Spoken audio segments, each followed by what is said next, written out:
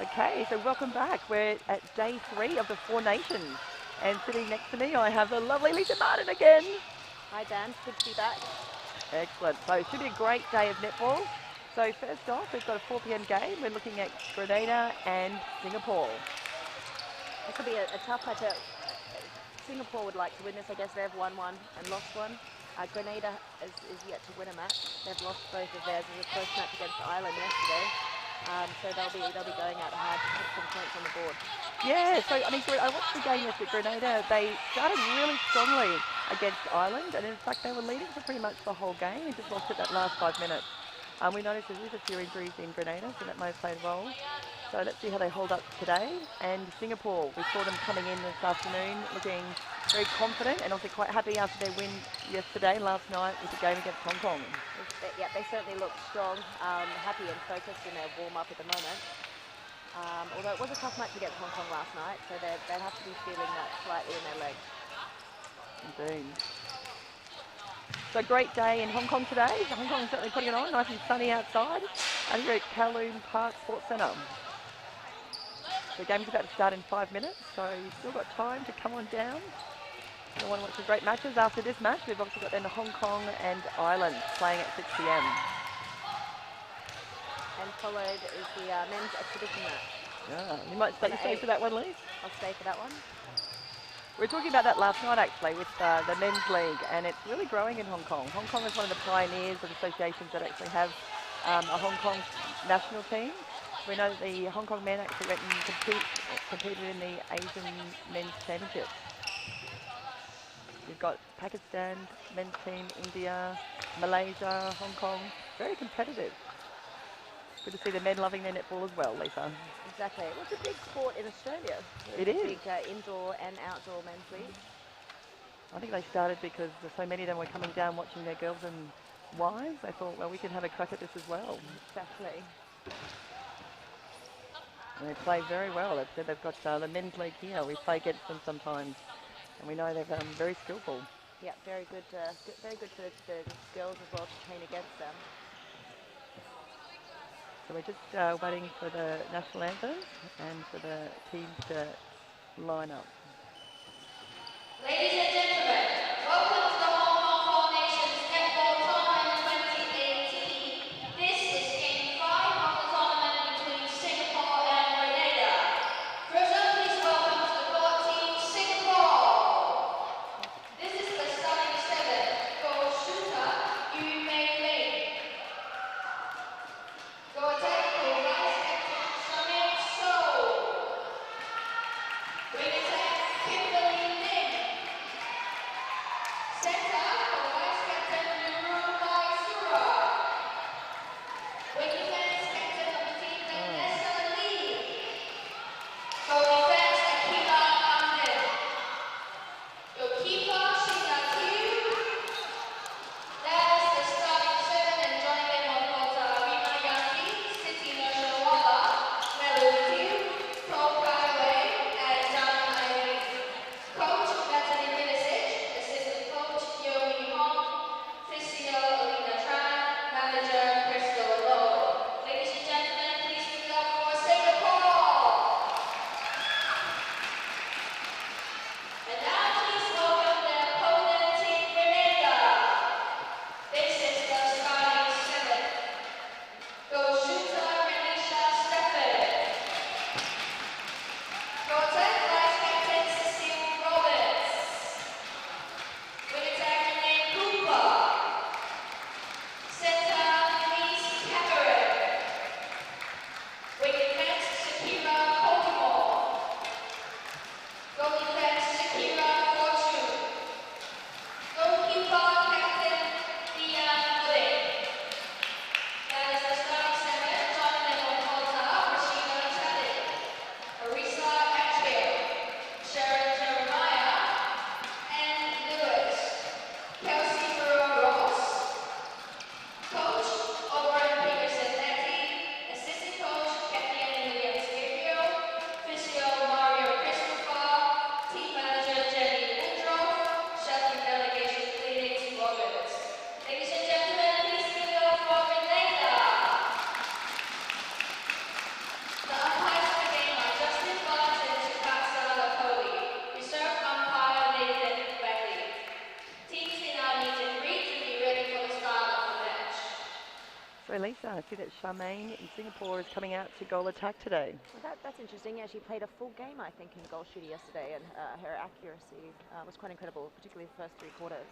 Oh, she had a great match. We actually gave her player of the match for Singapore.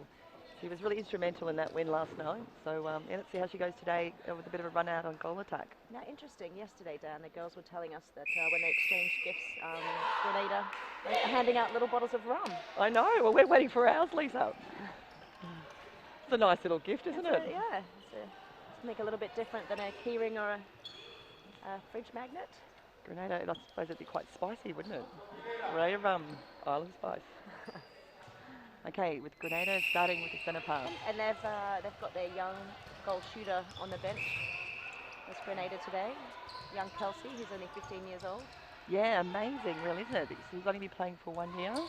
So fantastic to national representation after just 1 year. All right, so just a miss. Get their nerves settling down for Grenada. So Singapore got the turnaround.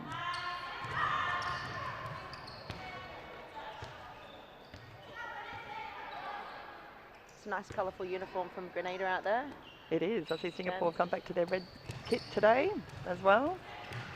So the captain of Grenada, so goalkeeper, she seems to be favouring a knee. We noticed that she's obviously carrying a bit of a knee injury, so let's see how she holds up today. She's just trying to work around the goal shooter. Singapore taking quite a bit of time to get the ball down the court, I guess easing it in. Safe options. And again, they're just trying to settle their nerves.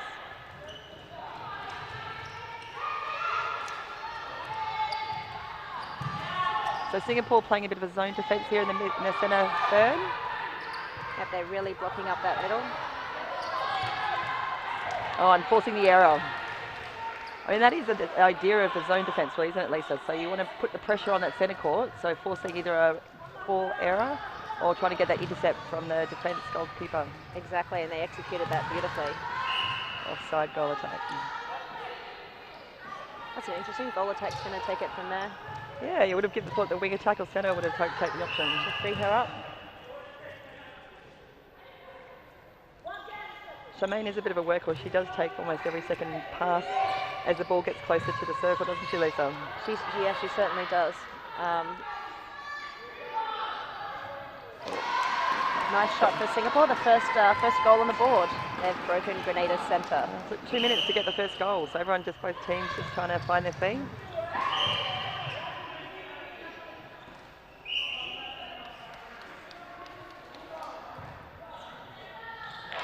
Oh, and a nice shot there from Mei Ling. Singapore off to a good start.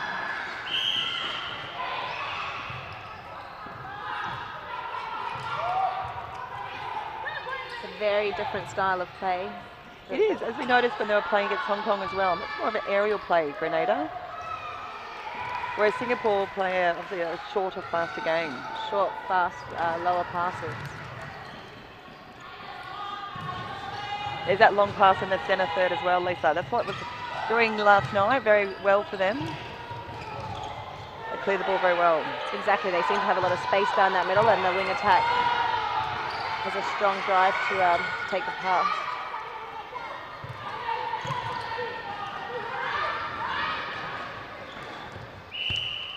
So far, every ball's been contested. It has.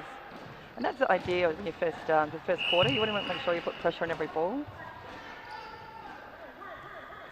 Singapore are so fast, you want to try and see if you can stop their play, stop their rhythm. Wing defence is working hard in Grenada. So that is Shakira, who's 26 years of age, 9 caps. And there's Narelle, top of the circle. One of your favourite players, isn't it, Lisa? 100 caps. I think you're still amazed. 100 caps at the age of 28. Exactly, she's got a lot of experience under her belt. Must be starting to represent Singapore when she girl. was 16.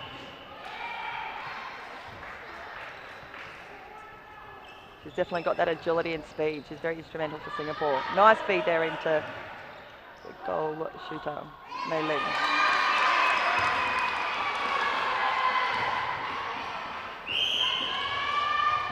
So Singapore's still really taking control in this first 5 minutes, Lisa? Yep, they saw a couple of unforced errors from Grenada. They'll want to put this one away. They have got the height advantage down there in the shooting circle. They just need to take advantage of that. They do. So we've got Renisha in at goal shooter. She's I thought she was vice captain, but no. So interestingly, their goal shooter Renisha, she plays goal shooter, goal attack, and wing defence. Yeah, so quite versatile. Very versatile team. Absolutely. There's a few players on the Singapore team that are like that as well. Oh, a bit of miss from Charmaine. So last night we were noticing Charmaine really likes to take the shot from out at the top of the circle, doesn't she? Yeah, she seems to shoot better from further away from the post. Big pass in. Yeah, that's what they need to do. They need to use the height down there. Absolutely. And their goal shooter, put the ball in the air and put it in the right spot. The defence of Singapore aren't particularly tall. So we have Sheena at 172 centimetres, the goalkeeper, and the goal defence, Akila, is 174. So, yeah, most defence we're sort of seeing at international levels are about that 180 and above. So, but I think what's lucky in height in Singapore is certainly they make up for in their agility.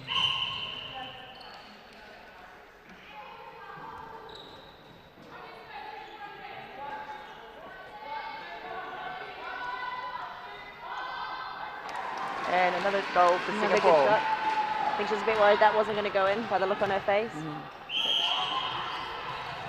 Deanne looking a little bit frustrated there for Grenada. See, what we're seeing here as well, Lisa, what I'm hearing is a lot of talk in the Grenada team. So, nice pull in. A lot of communication. We didn't see a lot of that last night with the Hong Kong-Singapore game. Very quiet on court. Very quiet on the court.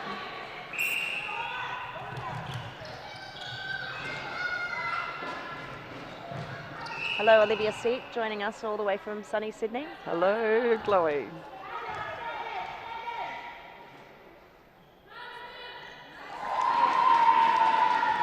And it's actually, you see with Singapore, they're combining the shooting quite well, aren't they? So the work duties of Charmaine and Mei Ling, they're both having equal opportunities to shoot. She really is working hard, Charmaine, both in attack and defence. She's got some great tips. You'll see her come off for Grenada's centre pass and rush straight down to defend the line. Oh, a bit of a knock to the head there. From Kimberly.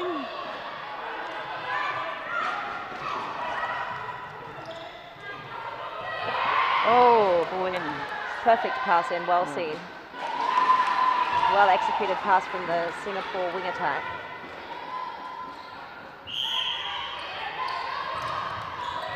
So Grenada coming back just a little bit. So Singapore's going to be 8-4. There you are, Dan. You like to see the goal shooter come out of the circle like that? Would you normally follow the goal shooter out as a goalkeeper? It depends if you can match her with the speed, but you generally want to keep the pressure on wherever she is. You don't want to give her an inch. So the harder she has to work around the circle, it means they're a little bit more tired when they actually have to put the ball up. So we had Shelley O'Donnell doing some workshops here today, Lisa, and doing some great tips on attack and defence. So a bit of a legend of the game, netball and wing attack. So yeah, absolutely. And she'll be commentating in the next match, Hong Kong v Ireland at 6 o'clock Hong Kong time. Yeah, it'd be great to get her insight. So another goal there for Singapore. Grenada are finding their feet now. Oh, nice pass. That was really working well, the shooters. They've definitely got their opportunities there, Lisa, but they've just got to convert it. So that means pulling in the ball, two hands, and actually, I think their accuracy probably hasn't been as sharp as the Singapore team. I think that's right. It just goes to show how agile, like as you were saying before, the Singapore defences are when they're able to get a rebound off someone much taller than them. No, definitely. So yeah, as I said, Sheena, the goalkeeper for Singapore, is standing at 172 centimetres. So probably 10 centimetres shorter than the goal shooter for Grenada.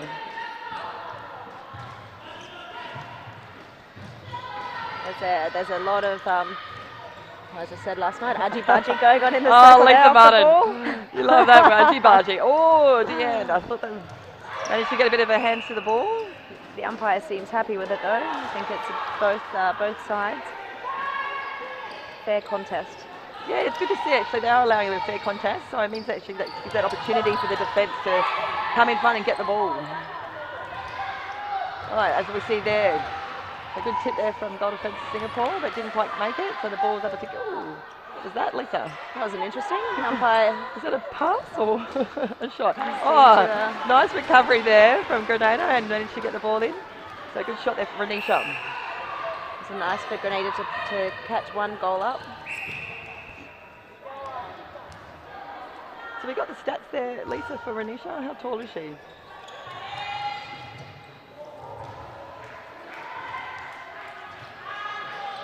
We'll have to come back to you on that one.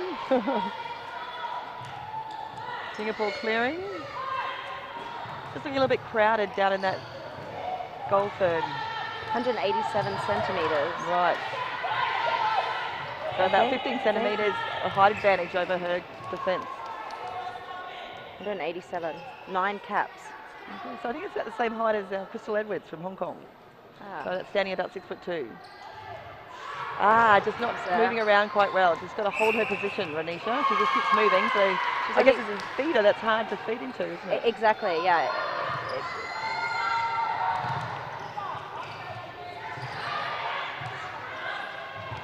So as a wing attack, Lisa, would you prefer a shooter to stand and hold, or are you happy to get them running around to feed in? I don't What's know, I easier think for you? For me, I'd prefer a running shooter. Or it depends, I guess. As long as your shooter, if she's holding, it's quite clear where the space is, and she holds that space strongly.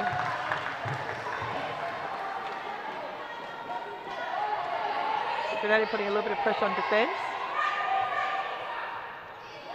It's a nicely even match, actually. It is. Down the court. Well, we said that this whole tournament, every game is going to be closely contested. You know, we're looking at the world rankings. Singapore's 19. We're going up, and then Hong Kong 24. Grenada and Ireland are 22, 23. So, great intercept there. And we could end up with the way the matches are going. Of course, we can't predict the results of this match or the next match, but we could end up with the teams in this tournament all being on the same points. Yeah, we were saying that just before, Lisa. So, Grenada haven't won a match, but Singapore have lost one, Hong Kong has lost one. And let's see what the results are tonight with Hong Kong and Ireland. Obviously, Hong Kong looking for a win. Oh, nice pass in, using that height advantage. And a great shot. Lovely shot, a very confident shot. She doesn't give it much away, does she, the Renisha goal shooter? No, she's 23 years old. She's a young whippersnapper. Well, I don't really think 23 is young now, Lisa. To be 23 again, Dan. If only. Hey, what are you saying? I'm not too far off. Wing defence is working really hard in Grenada. She gets around the player very, very well. Yeah, it's a bit like Mandy and the Hong Kong team last night. Quite unassuming, but effective. Yeah. Workhorse. Shutting that ball down. Oh, that's a good option. So again, they're getting the ball down the court, but they just can't sort of bring the ball in at the goal shooting circle. It's that final conversion. Yeah, you're right. They're bringing the ball down the court nicely, Grenada. So almost they need to have a bit of patience and then get the shooters to wait till they're setting up a bit better. Would that be an option, Lisa? Yeah, exactly. You bring the ball down quite fast and then slow it down when you hit the goal third. Choose the best option. Oh, the goalkeeper coming out for an intercept, not quite getting it. But good reading there from goalkeeper of Singapore. Always feels good when you get one of those ones, doesn't it, Dan? Oh, that's great. Feel like a superstar. Not that it happens much to me. Oh, it's 10-8. Grenada have closed the gap and it's their centre pass. I see most centres now taking advantage of the rule change that you don't need 2 feet within inside the centre circle anymore. Yeah, I guess because it feels probably more natural to pass if they've got 1 foot in, doesn't it? 2 feet's probably harder to get that strong pass. Exactly. Shoulder pass to get the length and the strength. Nice shot there. Lovely shot. Again, they're just so confident putting it up. There's no hesitation. Yeah, it's very cool, calm, collected, Charmaine. Working nicely with Mei Ling as well. Haven't seen any changes yet, as we did last night, as we watched the Grenada team warm up. Again, interesting. The Singapore team are not really doing any stretching, running warm. So do we think you'll see any changes? They're close at the moment. So Singapore's only up by 3. There's 40 seconds to go. Now 4. Can Grenada get a quick goal to keep the score at 3? Needing that back up from wing defence. So strong defence there by wing defence and goal defence. I saw that pass in there, Dan. I saw it. It was definitely on. Oh, you would have done at least.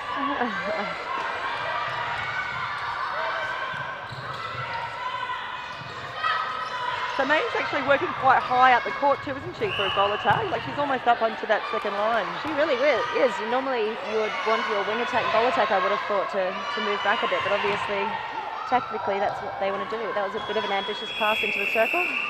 As the clock ran down. Yeah, you got to give it a go.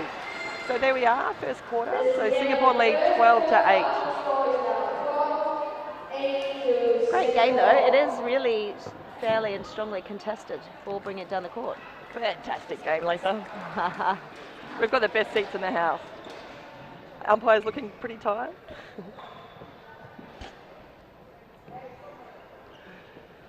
So I love how we've got people watching from all over the world. So we've got people from Australia, we've got Hong Kong, and New Zealand. Singapore. Hi, Kiri. Hi, Kiri. So let's see if there's any changes made for this second quarter. So Grenada playing really strongly. Again, they came out same strongly last night when they played Ireland. And so they've just got to keep that intensity and that pressure up. They're getting the ball down the court, but they just need to convert it. So the goal shooter, goal attack just need a bit more accuracy. So it looks like they're still going to keep the same shooters on for this next quarter. I think that's right, Dan. If they just slow it down, they're a little bit more patient feeding it in, get that conversion and get the goal. So the umpire's getting that Fiji water down. They are the Fiji water. We've got plenty of Fiji water here, keeping us refreshed and hydrated. Hydrated or rehydrated? Rehydrated. Not going to give anything away. We talked about this last night though, but the umpires really work hard in these games. So a lot of intensity, there's a lot of running. They need to keep that speed up with the players. They're running non-stop. They're getting not a lot of break. So the Winter Games have just had the opening ceremony, but where would you want to be, Lise? Winter Games or the Four Nations? Nowhere else I'd want to be right now, Dan. Quite a few people coming in, a lot of kids coming to watch, which is fantastic. As we were saying yesterday, the netball in Hong Kong for kids has grown so much. It's a big Saturday league. It's nice to see it being developed through the youngsters. Yeah, Connie Wong's done a great job with that. So, yeah, I mean, remember when I first came to Hong Kong 16 years ago, there was really nothing. So it's been fantastic. All we need is a sausage sizzle down there on a Saturday, and it'll just be like home. I have tried that, Lisa Martin. Hong Kong rules state no sausage sizzle. And you love your sausage sizzle. Love a sausage sizzle. I think you were trying to find a sausage sizzle last night. Again, not giving anything away. Doesn't look like either team are making any changes. We saw last night Singapore made changes not only at the quarter breaks, but also during the match. It was almost like a basketball. I know, well, we certainly couldn't keep up. Yeah, we'll see if they put young Kelsey on, who's the tallest player in the tournament, I would have thought. Well, standing at 226 centimetres, for sure. I think she's probably one of the tallest players we see in any netball league. There are a few tall Jamaicans, obviously. I've seen they're over 200 centimetres. But 223 has certainly got some height into it. I know my husband, I think he's tall, and he's 6'7". He looks tiny. I'd like to see Will stand up against Kelsey. Kelsey's only 15 years old, so lots for her to work on, and huge big potential to come. Huge potential. Well, I think, have we got some changes there? No, it looks about the same. So wing defence looking ready to go. Hello, Ellie Stanley, all the way from London. You're up early for a Saturday morning. Ellie Stanley, another former national Hong Kong player. We miss her here. It's always good to see Ellie playing on court. Very tenacious player. Although she occasionally has a little Hong Kong debut on the games in the local league here. She certainly does. She was here last week, in fact, playing for Valley. So second quarter, and Singapore are going to start with the ball. Wing defence for Grenada is really, she's just on her player the whole time. I know. She's not giving her an inch. Absolutely. Ooh, not sure what that was. As we said last night, that's the aim of the wing defence, isn't it? Like, you really want to sit tight and stop that wing attack from driving to the circle, so she's doing her job very, very well. I would say the job of the wing defence is to be a pain in the bum. That's what she should do. And that's what she's doing. Be very annoying to that wing attack. Great reading from the goal defence there for Singapore. So that's Akila. Very experienced player, so she's 50 caps, international representations. A bit of pressure there from the Grenada defence. It is the Singapore girls, when you look at how many caps they have compared to Grenada, for instance. There's a big difference in terms of experience, but they're certainly one-on-one. Yeah, they're down the court. Yeah, they're matching it for sure.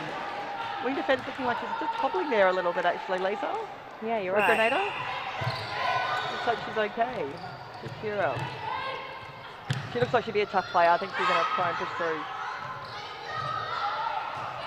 Oh, good again. Another good read. Defence Singapore playing a bit of an area defence in the circle, so it's hard for the centre to read where to put the ball. Those defenders are doing really well against the tall ball shooter in there. Well, I think as not having that height match, you've really got to then play off the player and then trying to go for those intercepts. So then the shooter can't actually set up against you. They're on their toes the whole time. And I guess you need to be. Yeah. As we said before, defence, the workhorses of the team, the backbone of a team, Melissa Martin.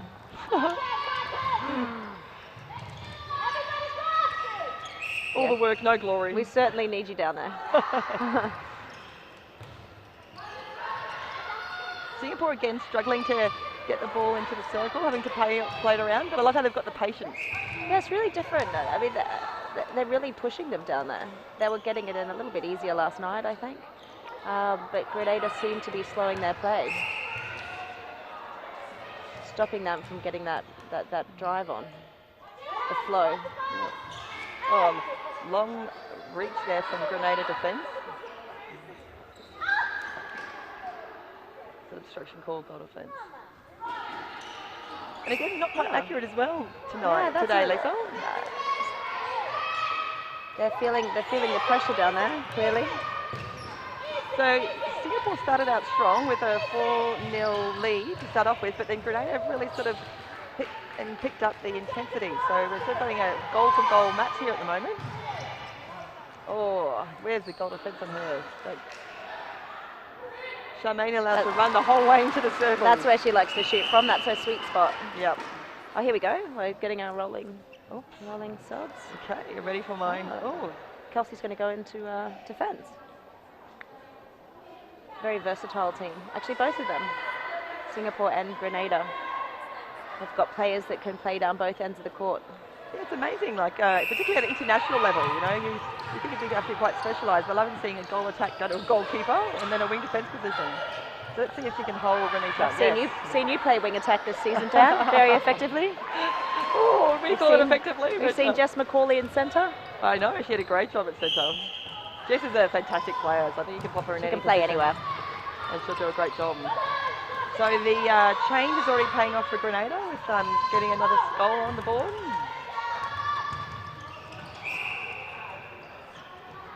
They're holding it though, it's even this quarter so far.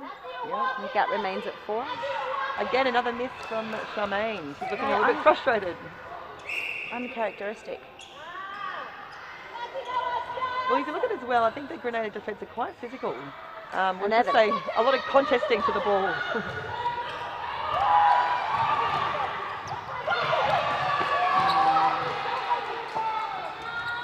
Both teams having trouble hanging onto the ball. Do you think fatigue may be kicking in? I mean, it's the day 3 of the tournament, so not only have they had to play every day, but we know with Grenada they've had a long distance to travel, so it could be a bit of jet lag. It's got to play a part of it, both physically and, again, as we were saying last night, mentally tiring. They're focusing all the time, even when they're not on the court. Well, there's no easy games in this tournament. Every game's close, so you can't... a bit of stepping there. I would have thought that was a little bit of a step. Nice. There was a lot of stepping called in yesterday's play. Yeah, I think that sort of perhaps cost Hong Kong the game last night. They only lost by 4, but it was just those simple errors. So definitely there's quite a lot of stepping and just a few ball errors as well. Oh, good pass in. Renita holding really strongly. Great goal. That's it. Good shot from the 15-year-old. So this is obviously a 3rd game of the tournament. We saw her play the first game against Hong Kong, and she was still trying to find her feet, I think. She was struggling to try and bring the ball in with 2 hands, but the last 2 games she's improving every single time. She's just going to get better and better. Yeah. She's got time on her hands, not like us, Dan. What are you trying to say, Lisa? I've got plenty of time. Not sure we've got more to give. Well, I'm liking the sound of this walking netball more and more. Yeah, I think we're going to have to introduce that into Hong Kong. Oh, that's Segway netball. Segway netball. Is that a thing? I don't think so. A suggestion from last night. So Grenada really using their height the whole way through the court. That's unlucky call there. Yeah, I think that was very unlucky. But they'll take it. Yeah, and it's going to be very hard to not get the rebound off Kelsey. Kelsey's got quite a good jump on her. Sometimes you find the tall girls don't necessarily want to get up there for the rebounds, but See what they're going to do there. Oh, nice short pass. Again, And here they come, 15-13. Yep, making a comeback. The defence of Singapore just looking a little bit perplexed on what they can do to break in that pass to Kelsey. Again, what we're saying the other night, they've got to try and really stop the pass into her. So the winger defence and centre, a lot of pressure have to be in that mid-court and getting their hands over the ball. Would you drop 2 onto the tall girl? Kelsey definitely would Yeah. try to. Yeah, that's one option. Again, I don't know if they can really match it up if you stand right next to her and try to hold against her. So if you keep trying to move it around, so Kelsey can't sort of set up as well. But I mean, having that stature of 223 centimetres, I mean, she could stand still and There's not still much you can do about that. No. I'm sure you'd love to have a... Keep the pressure on. I'd love to feed her. Yeah. Singapore warming up. I saw the wing attack indicate to her bench that she may want to come off the court. Well, there's still 7 minutes to go, so let's see if Singapore does make a change. I do think, oh, look, she looks like she might come on. It was the Singapore wing attack, and the wing defence there is on her. You can see it's putting a lot of pressure. You can see it in her face. And that's where they're getting stuck here, is that centre third. So that's Kimberly Lee. Quite experienced, Kimberly. She's done 61 caps at only 24. Again, sort of quite a young team. Singapore, all mostly in their 20s. Yes. This means that the Singapore team could be playing together for the next 20 years, Lisa. Well, this is right. And I think we'll see more of that in the Hong Kong team as well. The development through the under-14s and Hong Kong teams. It's great we've got that youth coming through, and so we've got a few of the, a nice balance in the Hong Kong team. We've got that experience of Connie Wong, Crystal Edwards, Michelle, and the youth coming through as well with Jasper, Jessie, and... It's a perfect combination. You could say yes, yeah. Perfect. Oh, perfect. Well, let's see tonight. Exactly, we see the Island girls coming into the stadium. Girls, Irish girls. So they had a good sleep last night, nice and rested for the big game tonight. I'm glad they got some sleep then. Yeah. Did you not get sleep, Lisa? So there was a change in the wing attack.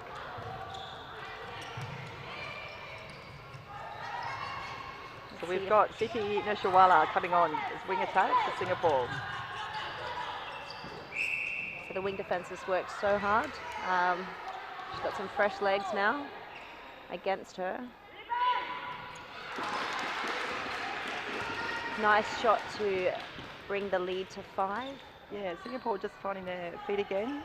Just starting to get a bit more momentum. Using that height again, long passes, high passes. I'd probably be looking straight into Kelsey. Yeah, you would. Yeah, you could do. Let's see if we can see that. That would be great to see. Save those legs, Dan. Yeah, for sure. 2 more games to play. Let the ball do the work. That's the aim of when we say, let's, 45 and above. There's our stepping. There hasn't been too many stepping calls, as we said today. I think that might be the first one. Oh, there's one down there. Okay. Bit of confusion. Very animated bench there for Grenada. Yeah. She's very excited. Hey. Right option there, so Renisha's just got to pull it in 2 hands. But they'll still get the possession. Oh, Singapore trying really hard and actually getting that tip and turnaround. They got the result.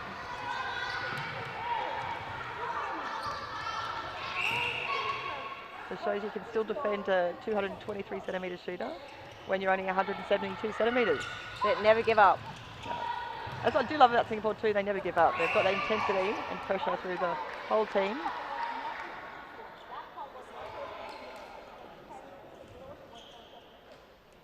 Goal defence working hard. Oh!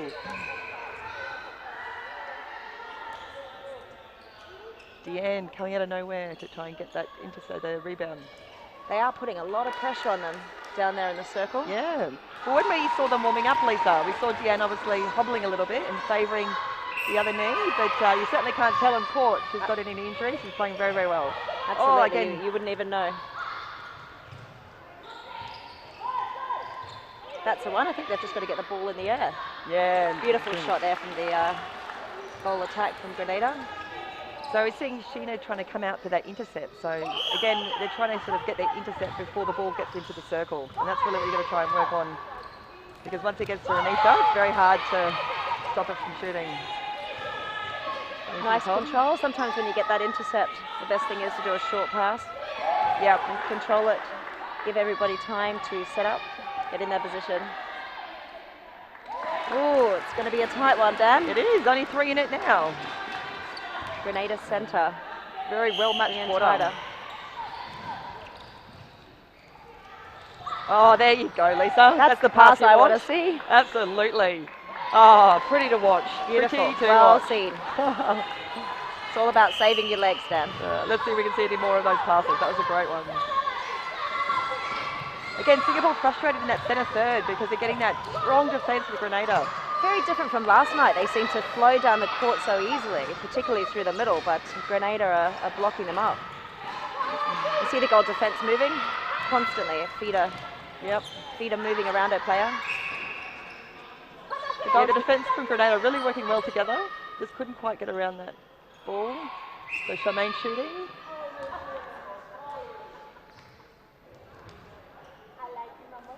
Darren doesn't look too happy with that call.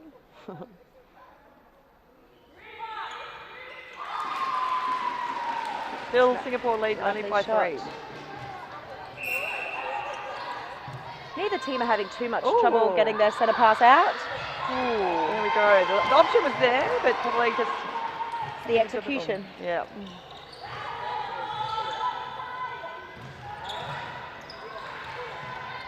This is where they're being so effective, slowing Singapore down through the middle of the court, because once they get their run on, they find it quite easy to get into the circle. But they're having to work very hard in the middle. Yeah, they're doing a lot of passes around the centre third and around the circle itself. And look, there we go again. And that's what happens. If you do a lot of passes, it can force the error. Mei Ling looks looking a little bit frustrated there for Singapore. Ooh, there's the stepping. Yep. Second call of stepping today. Coming out now. We need a little stats sheet for that one. That's a nice pass through. And there's more people coming into the stadium, getting ready to see, I guess, the second half of this match as well as the Hong Kong Island. Nice shot there. Well, it's a great day today, Lisa, so where else would you be? I know. From Kowloon Sports Park.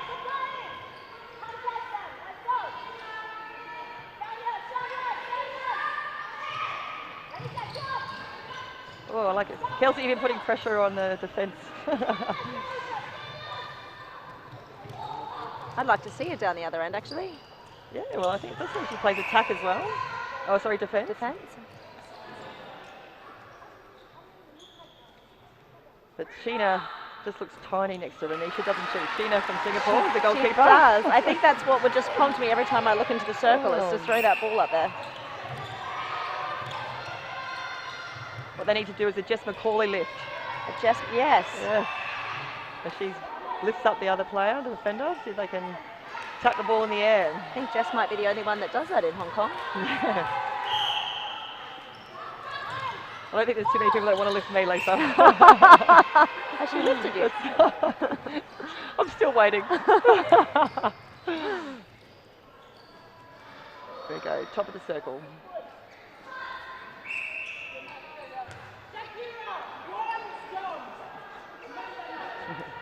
The coach on the bench there, giving some instructions for the Grenada defence. Yeah, otherwise the benches are pretty quiet generally, aren't they? They are. I think they're just focusing on the game. So there we go, half time. Singapore lead 23-18. This is the end of the first half. Singapore leading Grenada by 23-18. It's a very matched up quarter, that one. I think actually the change of goal shooter into Renisha into goal shooter has worked well for the team. Yeah, that definitely made a big difference to them. Confidence bringing the ball down the court and getting it into her. A few instructions. Take a break, have some water. Yeah. Fiji water? Fiji water, there is indeed. I remember the days when there was oranges, Lisa Martin. Oh, there was. We used to take turns at cutting up the oranges and bringing them to the match. I'm not sure how that kept us hydrated, but anyway. Yeah, I don't know. People don't do that anymore? No. Do you bring your oranges for your daughter? No. It's Even better if you put them in the freezer the night before. oh, yeah. So I see your daughter Emily in the crowds there, Lisa. Great to see that she's watching, following in her mummy's footsteps. Is she watching? Should be throwing the ball around. Maybe they could put a few shots up at half time. It's good to start them early, Dan. Absolutely. You never know, Lisa. In about 10 years' time, we might be here commentating for Emily's game. Oh, and same with Charlotte. Perhaps. Good to see them, wear the Hong Kong colours. So you were saying earlier, Lisa, you've been doing some training with Mitch from Joint Dynamics Yeah, as well. I've been doing training with Mitch. The Hong Kong team has been training with Mitch. So they're looking strong and fit. I can see it really helping out in their game. Yeah, he really focuses on strength and agility, doesn't he? Like I've seen them putting through their paces and, geez, they're looking absolutely knackered after each session. Yeah, exactly. And you can see that, it pays off in the game. They get all the way to the end, still looking strong, and also helps to prevent injuries. Yeah. So Touchwood Hong Kong has remained injury-free, and as I said, they've been working a program over the last 3 months with them. So, yeah, they've got that strength and they've got that good stability as well. And it's a fun, enjoyable program. The girls like doing it. Yeah, so it seems. Not looking like too many changes. Yeah, well, it would be interesting to see if Singapore... New goalkeeper coming on, a little bit more height to defend Kelsey in the circle. Well, they've already had that one change of wing attack in this Singapore team, but I feel that's probably where they need to start getting some more momentum, because the defence are working hard in the Singapore team to get those intercepts, but we're struggling in their centre third to try and get that ball through into the shooters. And of course the shooters don't seem as accurate today, Lisa, for Singapore. Yeah, I agree, and that probably doesn't help because it's not flowing so nicely down the court. It's a little bit disjointed. I don't think they're used to that either. Singapore normally has a very fast flowing game. Yeah. It's interesting to see what happens this third quarter. Could be anyone's game still. It is anyone's game, I think. Grenada will come out firing. Mitch, I see Mitch is listening. Hello, Mitch.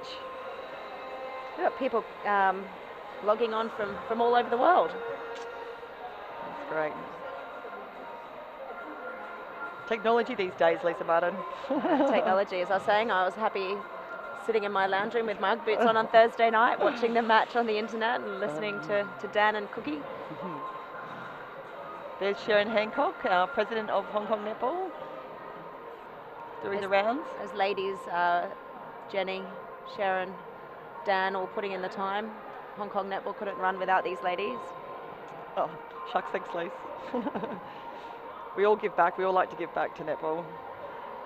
You do the coaching, you do umpiring, and still an excellent player. I don't call you Speedy for nothing, Lisa Martin. What's in that Fiji water, Dan? Someone's put something in your water. Oh, that's just water. So maybe no halftime entertainment today, except for the joys of our commentary. If anyone's got any jokes, you can send those through to us. Please put in the comments below. I've got a joke, Lisa. I'm not sure that's probably suitable for live streaming. Maybe you should save that one for the men's game. Yeah. After the kiddies have gone to bed. It's not really suitable. I'll save that one for the 8 p.m. game. We could sing. We could. We could do a little shootout as well. So Shelley O'Donnell in town, and so we said before, to do some workshops. And also perhaps maybe see if we can join Sonic's netball team. Yeah, we're trying to get her on the court on Monday night. That'd be fab to have a game with her. She retired officially from international netball in '99, but she still plays, and seeing her today, looks like she's still got it. Yeah, she still looks incredibly strong. You said yesterday she's playing with her daughter. She is. Yep. She plays down in Melbourne. And they get paid. She does love to say, she said her 16-year-old daughter gets paid $120 a game. That's amazing. Yeah, it's so good to see netball lift up in its professionalism. Absolutely. Imagine if we were 16 and we got paid $120 when we were 16. Oh. They said, whoa. Wouldn't have had to work at the Chinese restaurant. I would have had to work at McDonald's. Oh, we have a request from Ellie Stanley. do your old lady joke, Dan. We'll save that one for later, Ellie. We will. It's a little bit too early for those sorts of things. I might need a few more Fiji waters for that joke. Singapore on the court. They hopped on the court quite early, enthusiastic. Yeah, so we watched Hong Kong last night, and in a half time they used a bit of that time to do like an active warm up. They threw the ball around. So again, it sort of gets you back on track, gets your mindset as well as sort of the physical body going. All right, wow, we've got a lot of changes here for Singapore. Gosh, where do we start, Changes Lisa? after that. I think it's a whole new team on now. They've got. So Charmaine's gone back to goal shooter. And we've got a new goal attack on for Singapore. They've basically changed the whole team, except for the wing attack that came on midway through that second quarter. Indeed. Akila's moved from goal defence to wing defence for Singapore. And Vanessa, the captain of the team, is gone to centre. So it's probably a good move perhaps, Lisa, because I said they just needed a bit of a change to be able to get that ball into it. Charmaine does such a great job at goal shooter last night. She's working really hard. She's almost playing a wing attack game today. She was bringing the ball. She was sitting up quite high. She was, yeah, working very hard.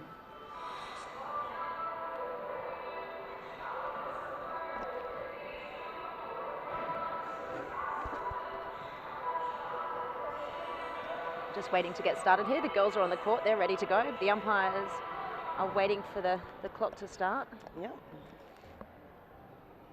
And it's game on. Yeah, the girls are looking ready, but time is not ready. So Lisa Martin, why have we got a bottle of wine on the desk? I just want to know, is that a bad look? No, I think we need a bottle opener. If anyone's got a bottle opener, could you please bring it down to Kowloon Park?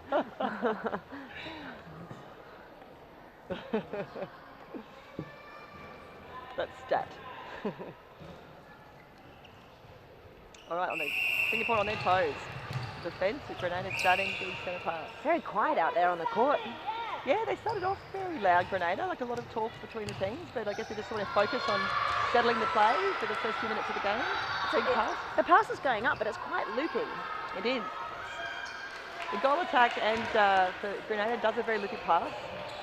Not just in feeding into the circle, but through the centre court as well.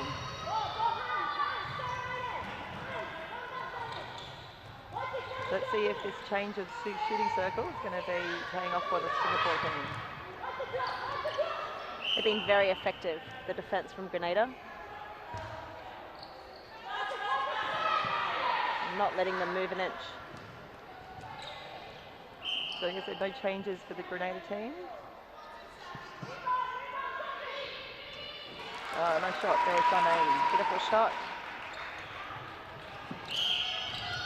All wearing the same shoes, the Grenada team. Except for Kelsey. Good pick up there, Lisa. You know I like my netball shoes, Dan. Yeah. How many pairs have you got? More than going out shoes. Oh, no doubt. Hong Kong team is strolling in now into the stadium. Yeah, I mean they'll be interested in this game and the result, of course. They've played both teams, Singapore and Grenada.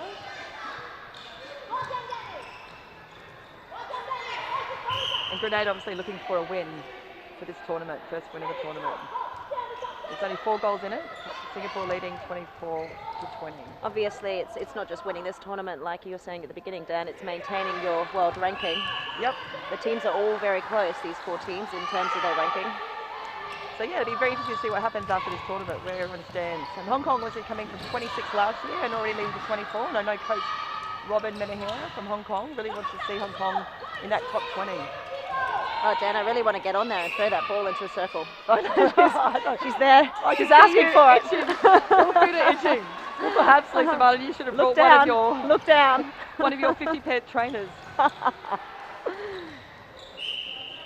sure we can slip you a red kit. Lee looking for the bar. Nice shot there. Lovely Little shot arm from the pump. goal attack.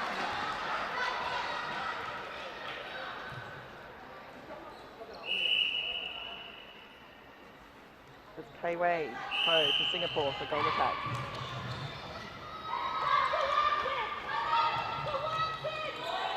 They're being patient in this game, Grenada. Yes, Their first match, they were a little bit against Hong Kong. Lisa, you took the more words ready? right out of my mouth. I was going to say exactly the same thing. They're being very patient. They're throwing the ball around, but they're playing it around. They're throwing it safely, short passes in the centre third, but they've got it to the circle, and that lob into Renita. She could almost just reach I know, up and she pop can, it in the she's hole. so close. I think she stands on a tippy toe. She can almost just slam dunk it. Oh, that's a shame to see the wing defence come off. Oh. She's had such a great game. She's had a brilliant game. She's been struggling with that injury, I think, for that first half already. Shin splints, do you think? Either that or ankle. She looks like she's in a lot of pain, though. That's a real shame. She's been great. Yeah, she's been on that wing attack the whole game. So see, they're getting the ice bath out for the ice ball. Oh, There we are. It's coming on, making an impact, and What happened then? I'm sure the ball went out.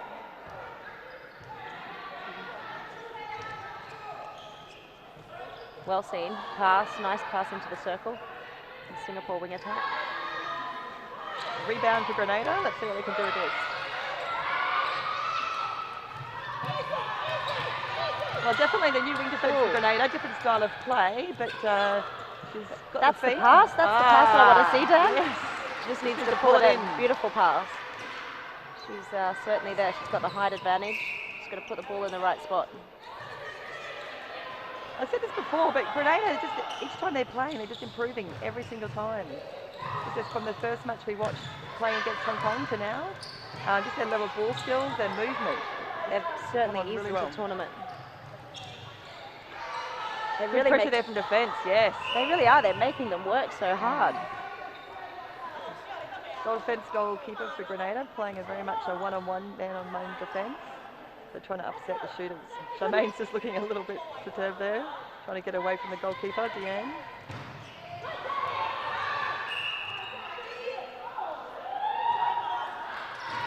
So Arissa is the new wing defence for Grenada. Great shot there.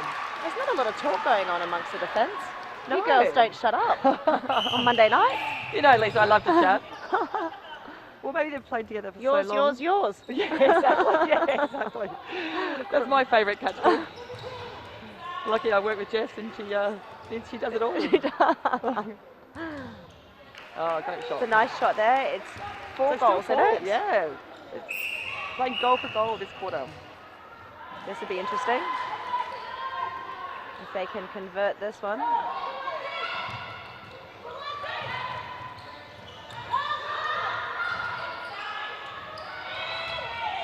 They're all supporting each other, Grenada, aren't they? So they're going right up to the line, that goal defence and the wing defence. So you've got those extra bodies to have those options.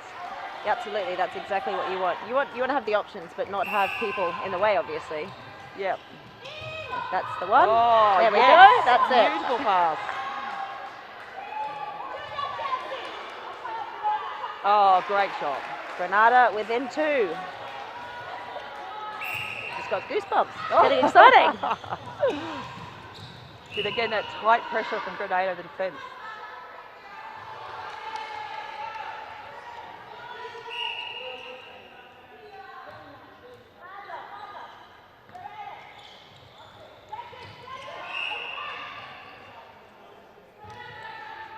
Moving the ball around. Goal defence pulled up for feeling her player.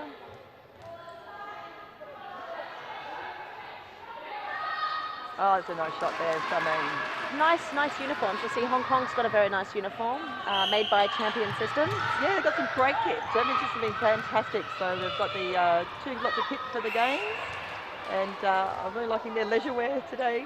Lisa Martin, looking great in their black jackets. Very nice in their jackets. Almost don't need them today. It's very, very warm outside, finally. Finally, yes.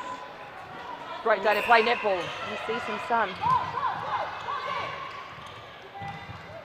Nice play there. Wing attack getting right on the circle to put the ball nicely into her goal shooter. Oh gosh, oh that did not look good. Looking like a little bit of pain, both of them. That was a mid-air collision. Can we see replays on this, Dan? We'll have to wait for later. That wasn't pretty. Hope everybody's okay. Yeah, both teams playing so well. Definitely don't want any injuries. Both of those players are instrumental for each team. So, looks like she's coming off for Grenada. That's 2 injuries from Grenada. It's an ankle. 2 ankles.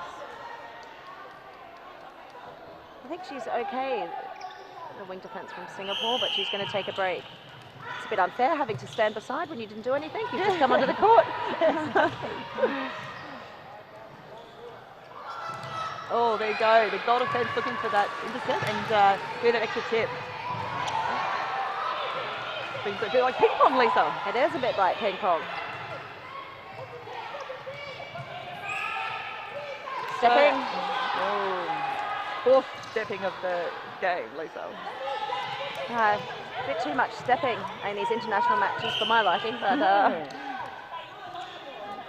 the basic skill we learned for the 6-year-olds, isn't it? And I guess it's a fast game, so it's a fast game, yeah. And defense.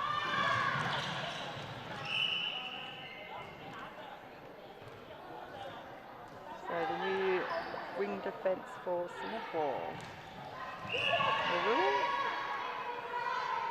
Naru's back on, is she? The co-captain. Yeah. Kimberly Lin is in wing attack. Oh, she's going to shoot it. Oh, no. The pass. Oh, there's a bit of miscommunication there between the 2 shooters of Singapore, unfortunately. Unusual, though, for her to not put it up. As I said, that's usually a sort of sign we see in Singapore. Once they get the ball into the circle, they like to put it up straight away. Yeah, I expected her to put that through the hoop. Here we go with the rolling subs. Yeah. I wish they could see us. We have had so many subs. I'm going to do this on Monday night if we had more players. I know. Anyone want to play for Sonics on Monday night? If anyone's available Monday night, 8 p.m. at Football Club. Come on down, we'll have a good one. We'll buy you a beer after the match. Yeah. Or before the match, whatever you like. During the match. There's 1 point in it, and it's Grenada Centre. So the new wing defence for Grenada, as I said, it's really having a good game coming on. Plays a different type of game to the previous wing defence, but very fast. Very and effective. Still putting pressure. Yeah, she's playing more off her player, but she's picking up the intercepts. Yeah. Well, that was a shame.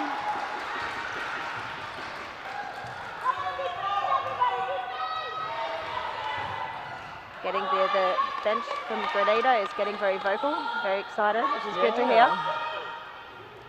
It's nice to feel that excitement. The crowd is relatively quiet, although I guess you'd expect them to be, maybe. They're probably here to watch the Hong Kong game after this match.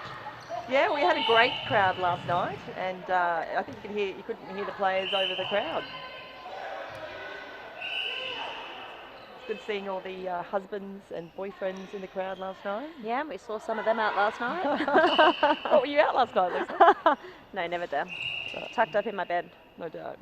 Ready for preparation. Oh, that was a strong contact there from Grenada.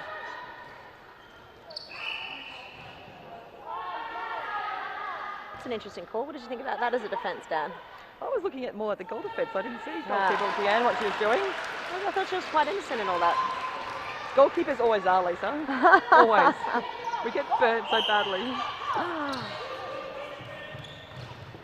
You see as well, Grenada have got their hands over the ball of every pass. So it's really quite hard then for Singapore to release the pass. See that? Always 3 foot hands over, and then yep, you can get a little bit of a tip. The pressure comes, doesn't it? Even if you don't get the tip, it's maybe picking up an intercept. Yeah, no, I think that's what's also slowing their games down, Lisa, the Singapore game, because having that hands over, it makes them stop and have to look at re-offering. It's really disrupting their play. Oh, nice shot there though from Charmaine. See the injuries from Grenada, they're walking around, so hopefully it doesn't too serious. Hopefully we'll see them back on the court, and it's back to a difference of 3. Singapore leading 29-26. There's the pass. Oh, nice shot. Yeah, it'd be nice to see Shakira back on court at some stage of this tournament. The wing defence with Grenada.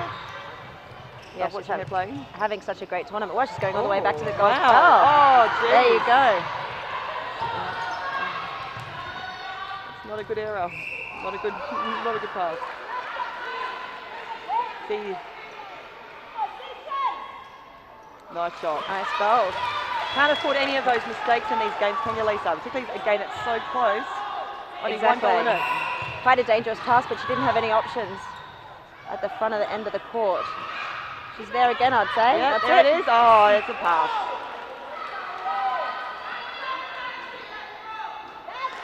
And it's even. Wow, It's first even game. Stevens. Oh. We've got a match. We have a match. Oh, you can see Grenada's coach, assistant coach, there, getting very excited. There's a lot of energy down this end of the court. Dan and I are sitting right behind the bench from Grenada. It's quite nice to see. So Singapore just looking a little bit rattled at the moment, Lisa. Whoa. Oh, good tip there from Singapore shooter. Not sure I would have taken that option though, throwing the ball back to my defence in the shooting circle. Very risky because you want to get the ball out of the circle as quickly as possible because otherwise exactly what we saw could happen. Shooter can get the ball, put it straight up. Wait. Oh, Grenada not happy with that ball, luck thereof. 2 minutes to go in this third quarter. So they really need to convert this, Singapore. Oh no, and they get the rebound at the end. Very good rebound at the end. She is, it's incredible. She does look injured, but it's not affecting her. No, she can still jump. Affecting her play. The players can still play with bad knees. Oh. Getting slightly rough on court, Lisa. Yes. Oh, Deanna's looking for the ball, trying to get an intercept outside the circle. Didn't quite get it because he's back in. Both defence one-on-one. Is this Singapore's centre, Dan? I can't remember. Oh. It's gone back and forth Yeah, many times. Yeah, exactly. Singapore's Okay, centre. there we go. We see the girls warming up from both sides. The reserves from the bench. Oh, that's it. Pass again into Kelvin. They're throwing everything into it, all the players. Well, I think it was the right option by the defence to go out there and try and get that intercept because, again, matching it up with Kelvin is very difficult. So we've got to try and get those tips out in the top of the circle. You've got to go for those ones, don't Yeah, you? exactly. Can't hesitate either. I think that's the problem with that defence. She just hesitated that last second. Jess McCauley, Anna Pinter, both very good at doing those things. Yes, those they're brilliant. from they read the play very well. Tussie from Football Club, who's a Hong Kong team, also always see her out hunting. Yeah. Okay, so turn around for Grenada. We've only got 52 seconds to go. Oh, pick up again, Lisa. The co-captain. My favourite player. Your favourite player. 100 caps. 28 years old. I'm sure we would have played her at some stage. So both teams trying to say, calm it down, calm it down. 30 seconds to go. And they got the intercept. It's when you 30 seconds to go, Lisa. You've got to control the ball, don't you? You've got to take safe passes. Exactly. Look after it. Easy options. So let's see if Grenada can hold off Singapore from converting and scoring in just last 17 seconds. Oh, Charmaine's going to put it up. I think the coaches are going to have a lot to say at this break, going by the emotion we're seeing at the moment on the bench. 7 minutes to go. So Charmaine just missing that goal. I guess she hesitated. She just didn't feel confident about putting it Goes up. the loopy pass, and it's going to go in. And not quite. Oh, just on the buzzer, but it's missed. It's 30 all. Oh, Lisa Martin, what a game, what a game. Amazing game. Grenada have come back. Exciting, what a contest. So it was 23-18 at half time, and now we've got 30 all. Who are you predicting, Lisa, if you're a gambling girl? Come back? I think Singapore may be able to hold it. I think it'll be all about being able to work the ball down under the pressure. And they've got more experience if you're looking at the caps, but then Grenada have a flair and they're fighting for it. Yeah, absolutely. You're right. I mean, Singapore do have that experience, and maybe experience will bring them home for that last 15 minutes. But we saw last game as well last night against Ireland. Grenada had the lead, but they just lost it in that last 5 minutes. So let's see what can happen for this quarter. Maybe they've had some talk on the last night, team talk, and sort of reassessing how they can keep that momentum going for all 4 quarters. Exactly, they've got to stay focused throughout and focused right to the end, and that's where Singapore's experience may help them. So Lisa, have you got any offers for Sonic's game on Monday night? No, I'm not sure. There's nothing coming through.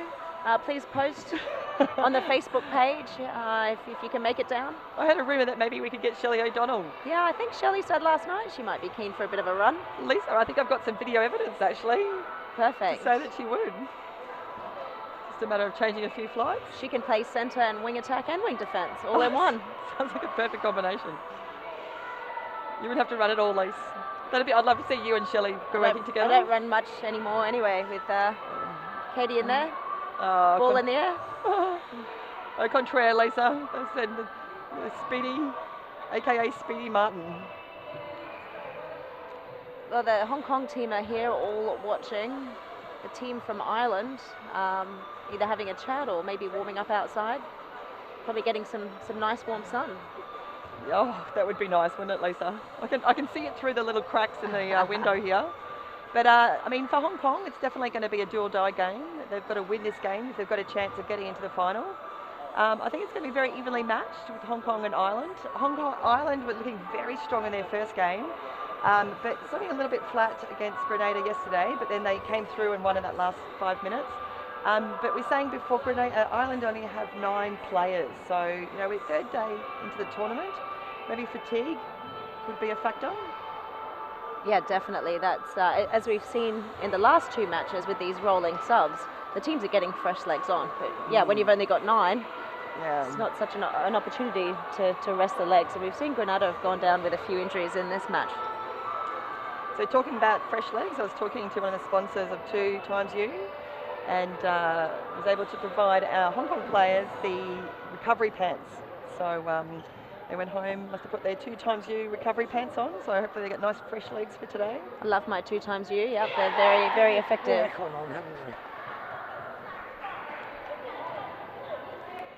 That was Jenny Chadwick.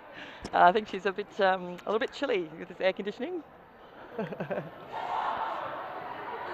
to see Jenny Chadwick down here for all the games. Jenny's always down here supporting the netball here, Monday nights, behind the computer. So she's overseeing the umpiring panel. So we've got some great umpires here from Australia, England. And we're saying yesterday, Lisa, most of the umpires have been the males. Indeed. Wow. Here we've got another slip, Lisa. So a whole new team again for Singapore. So we've got 5 changes for Singapore, but nothing from... no, but Grenada's over here, yep. Okay. Wing attack, wing defence. Oh, yes, she's back on, Dan. Oh, brilliant. Shakira's back on at wing defence for Grenada. That's the instruction. They must have been listening to me, Dan. Turn and get it in there. She's got the height. Just pop it in, throw it in. All right, so 31. So first time in the game that Grenada's up. Leading 31 to 30. And this is the time of the game that you want to be up. Oh, and there she is. On her. Yep. Doesn't seem to seems to have recovered from that ankle roll. She looks like a tough player, Lise. I think she'd push through it. Jermaine coming out. Yeah, not quite getting around the ball. And nice shot there from Singapore. And the crowd's getting excited and getting into it. It's like they've just turned up. Exactly. It's so much like they've just woken up.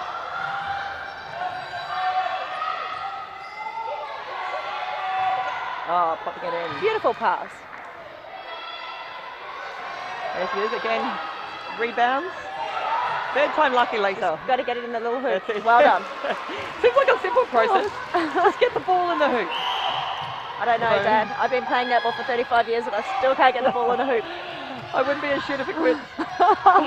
We did try it once, you and I. We did. We weren't very good. It wasn't a pretty combination. No. I think I got about 10 rebounds and then gave up. All right, so we've got the ball down Singapore end. To the top of the circle, looking to pass it around. I say one-on-one she's got her, hasn't she, the captain of Grenada, playing goalkeeper? Yep. Very good. A few of the Hong Kong girls that play in the Monday League are texting and bringing down some wine to the match. Oh. There'll be a very animated audience then for the next game, no doubt. Oh, Singapore happy with that. So Grenada just got to sort of calm down a little bit. They started well the first minute, but they're looking slightly frustrated. Oh, so nice tip. They've got to keep that possession. Yeah. Patience. That's the key to the game, isn't it, Lisa? Patience and possession. Easier said than done sometimes, Exactly. particularly when you've got a team that's so good as Singapore and they're putting a lot of pressure on. She's not turning and shooting as much as she did in the previous match, the goal shooter, Charmaine. Yeah, we saw Charmaine wanting to put it up from anywhere last night, but she still wants to try and get the ball a little bit closer for today. A little bit more reluctance. It's a nice one in though. So again, the vice captain of Singapore wanting to try and save the team, calm it down a little.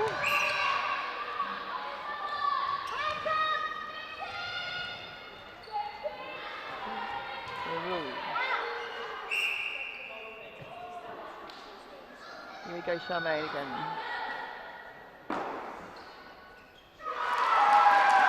A great shot. She's happy really, with that. She is indeed.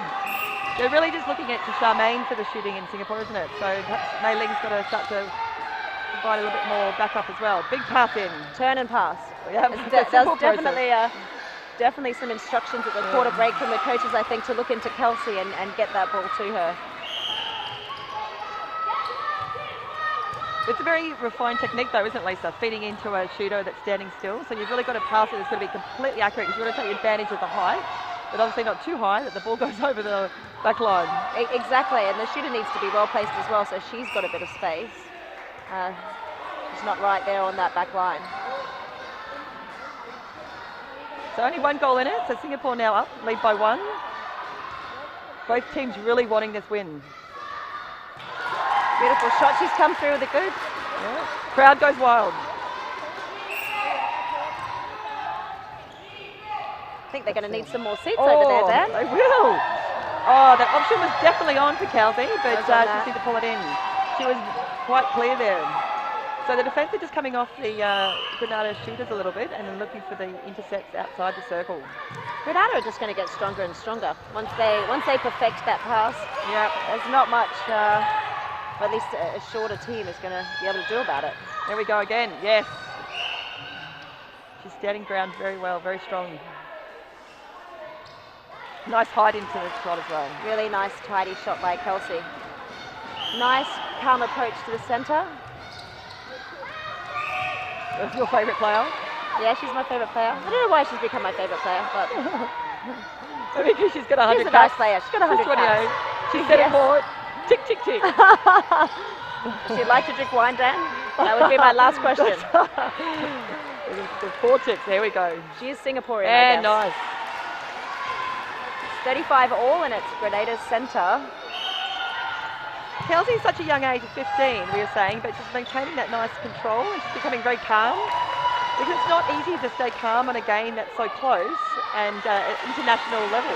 I wouldn't be surprised if the Aussies and the Kiwis are watching her. Yeah, they're trying to recruit. Yeah. We want to see if she can stay for Monday night, Lisa. Right. Yeah, we could ask her. See. Might have to ring her mum though. Get some. That's true. That's great. At 15, she can come over. Not a long way, obviously, from Grenada, from here to Hong Kong, in the Caribbean. Nice shot. Not quite getting a goal in, Charmaine. This is interesting. Oh, Grenada not happy with the call from the umpire. That gets the a rebound. miss. She's even not putting back to defend that. Yeah. Oh, keep offering the support up high as well. As we said before, Lisa, all the teams support each other. Oh, not on. I like that long ball in, but it needs to be accurate. Pushing it a little bit too far. You've got to go to plan B then. Use the wing attack. Gee, it is a little bit erratic. I guess both teams are going hard for the ball, stopping each other from flowing it down the court. Yeah. Big call there from the Grenada coach, saying tight defence. That's exactly what they're doing. It makes a big difference when they don't get the ball in the hoop. Very different from last night. Singapore shot beautifully. They hardly missed any in the first 3 quarters. Grenada actually being very accurate. Well, Kelsey has hardly missed it all, even for this quarter. I haven't seen a goal attack put a shot up for a while. Oh, and there we go. She can shoot. Yeah. Well, again, she's been playing more of a wing attack feeder role, hasn't she? So coming out of the circle, giving that space for Kelsey to get the ball. Because she herself is quite tall. She has. Nice shot, 2 points up and Grenada centre. Oh, Grenada shooters high-fiving each other, and again, turned it around. That must annoy the defence. Oh, good pass. Good shot there for Kelsey. So Grenada up now by 3. Had a quick turnaround. Singapore bench is very quiet. The bench from Grenada is very animated. So with 7 minutes to go, Lisa, I would expect Singapore maybe to make some more changes. Like they did a lot of that last night, didn't they? But they seem happy with their line-up at the moment. Yeah, they seem happy to. No one seems to be moving from the bench. Well, I think to look at it, Singapore aren't doing anything wrong. It's just that Grenada have stepped up their game and just applying the pressure in defence. I think that's what they've done in this game, is just prevent Singapore from doing what they do so well. Yeah, it's strong game. Oh, there you go again. The defence trying to get that tip, but didn't quite work. Another goal. They've got that feed into their shooter now. The crowd's going crazy. Crowd's getting excited and warmed up.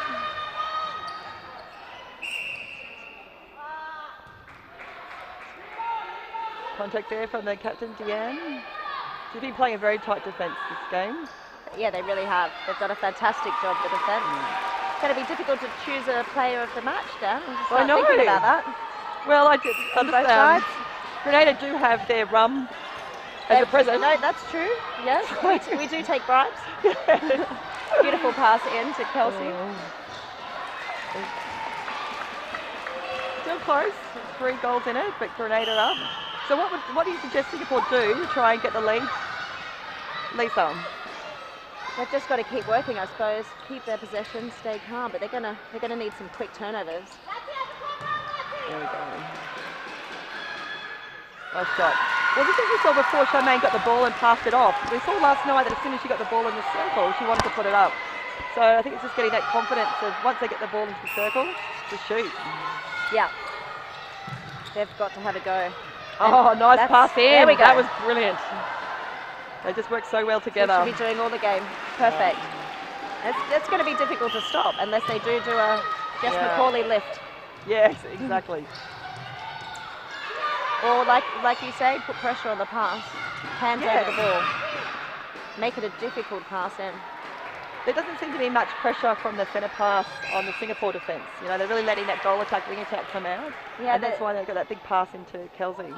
Both sides are finding it relatively easy to get the ball out of the centre pass. Here we go. And now these are silly errors are coming through. I think there's a bit of craziness from both teams, Lisa. It's a little bit erratic. See Charmaine trying to get the space there, trying to hold, but the goal defence is not letting her. Deanne's got it covered though. Yes, that was brilliant defence from Grenada. Looking that at a feeder, I wouldn't be happy. No, well, they had no options, did they? Not a lot of places to put the ball outside of the reach of the defender's arms. So looking for that pass, there she is, but oh no. She should have put that one in. She should have put that one in. And she will. I think we're going to see more and more of her over the years. Yep. I don't know what I'm enjoying more, Lisa, watching the game or watching the coach of Grenada. Coach, she's so excited. 3 goals in it. Singapore shoot. Oh, and got the goal. So close game, Lisa. 2 goals in it. I'm excited. I'm really excited. Gonna have a little bit more Fiji water. Calm down. I don't think I could make a call of who's going to win yet. I still think it could be anybody's game. It definitely could be anyone's game. What have we got? 3.5 minutes left. So you see the defence coming off the play to see what they can do to try and get that tip, but not quite. Even with 2 on it. Normally I'd say don't feed in if there's 2 defenders, but I think you could have 3 defenders on Kelsey and she'd still stay calm and get the ball. Yeah, I think that's right, provided the ball goes into the right spot. Oh, they tried that one back. last time. Didn't go so well, but it worked that time. Well, you know teams got pressure on you when you have to throw it back to the goalkeeper from the centre third.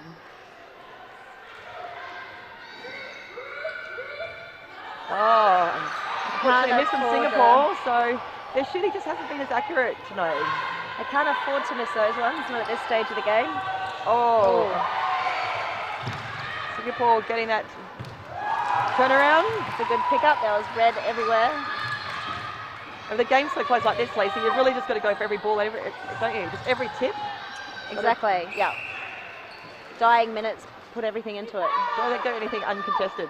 Oh, Lisa, I feel like I'm playing on court. Let I us feel on like I'm there. there. Give us a bib. I know.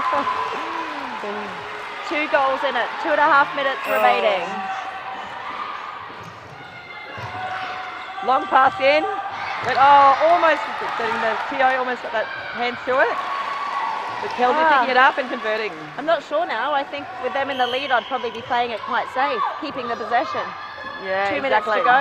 Yeah, playing the short game maybe, Lisa, for Grenada. Short game while you're up.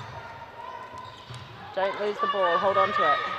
But Singapore have really got to get that ball in much faster, don't they, as well, with 2 minutes to go, three goals down. Oh, nice shot there. Charmaine's come through. Yeah, and that's her sweet spot, isn't it? Like the top of the circle. That's where she wants it. Exactly.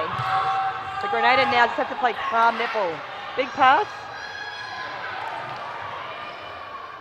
And in. So again, we see that play, Lisa, of goal attack getting the ball for Grenada and throwing it in. So what Singapore need to do is almost double defend the goal attack on that centre third to stop the pass. Well, no one else seems to want to throw that pass in other than the goal attack. No. So you're right, they probably need to shut her down. Oh, good shot there from Charmaine. Charmaine went in for the rebound though, doesn't she? She follows up, Yeah, puts she the does. shot up, follows it in. Here she Shoot goes. it, Lisa. Oh, again. Oh, doesn't quite pull it in. This is a turnaround. Pass was there. Wow. This could be the turnaround for the game, Lisa. 1 minute to go. With Singapore Let's go, possession. 2 points, and then they'll have the set of pass if they convert this one. Grenada defence working really hard. So passionate. Yeah, Shakira, she is, isn't she? Big lean and just beautiful shot. Lisa. That's it. Singapore centre. We could have a tie here.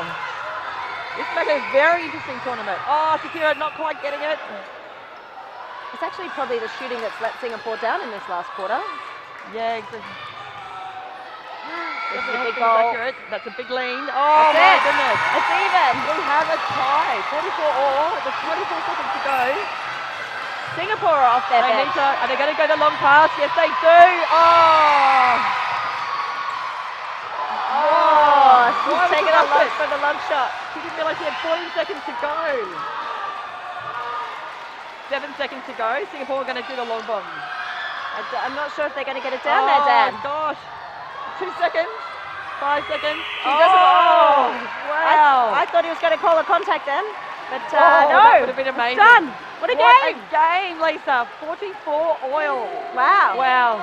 The umpires are coming off exhausted. I know. Everybody's tired. Look at both teams. They look absolutely exhausted. What a great match. They put everything onto it, didn't they? Both teams worked at 120%. I feel like I need a rest. I know. That's so exciting. I know. I don't know if I'm excited, I'm tired, or I've got goosebumps. That's going to mix things up for the whole tournament, actually, with that It draw. will. It will indeed. Gosh, because you think about it, Hong Kong beat Grenada pretty convincingly by 10, but Hong Kong lost to Singapore by 3, but now Singapore have tied with Grenada. What a tournament we've got, Lisa. Yeah, we had Ireland beat Singapore. It's all over the show. Ireland just beat Grenada by 3. Well, let's see how the Hong Kong girls go next. If you've still got time to get down here to the stadium. Do indeed. So Kowloon. next game at 6 p.m. If you could please bring a corkscrew, that would be amazing. There's McDonald's down here. It's not, and some great netball. We do have some Fiji water, but we might need some stronger stuff after having a game like that, Lisa. So, yeah, I think both teams really couldn't have done much more. They played so hard. I guess the only thing we were saying about Singapore is their shooting. They just, stats probably weren't as high as accuracy. It wasn't as good as they've been in previous games. You think it might have been a bit different, I think, if some of those shots had fallen in the hoop. No, exactly. All right, so next game's at 6 p.m. Well, it's been an absolute pleasure, Lisa Martin, having you sit next to me. Thanks so much for having, just being on the couch at home, Dad. Exactly. So we have a 6 o'clock game. We've got the special guest presenter, Shelley O'Donnell, who is a former Netball Diamonds player in the Netball Hall of Fame, an absolute legend of netball. Has been up here in Hong Kong to do the workshops. But yes, Lisa Martin, and we'll be in the stands, no doubt, enjoying a few Fiji waters. I'll be drinking a few Fiji waters and cheering on Hong Kong. It's going to be a physical match, I think. What's your It'll be prediction good for one to Hong watch. Kong? Of course. Hong Kong, of course. Yes. Yeah. They look well rested, Hong Kong. They've had a good session and hit out this morning, a good talk about what went well in the game last night and what they could work on. So we're really expecting a good, strong hit out from Hong Kong today. All right, so we've got 30 minutes to go, so we'll let the teams rest. And thanks again, Lisa Martin. Well, it's been a pleasure. Absolute pleasure.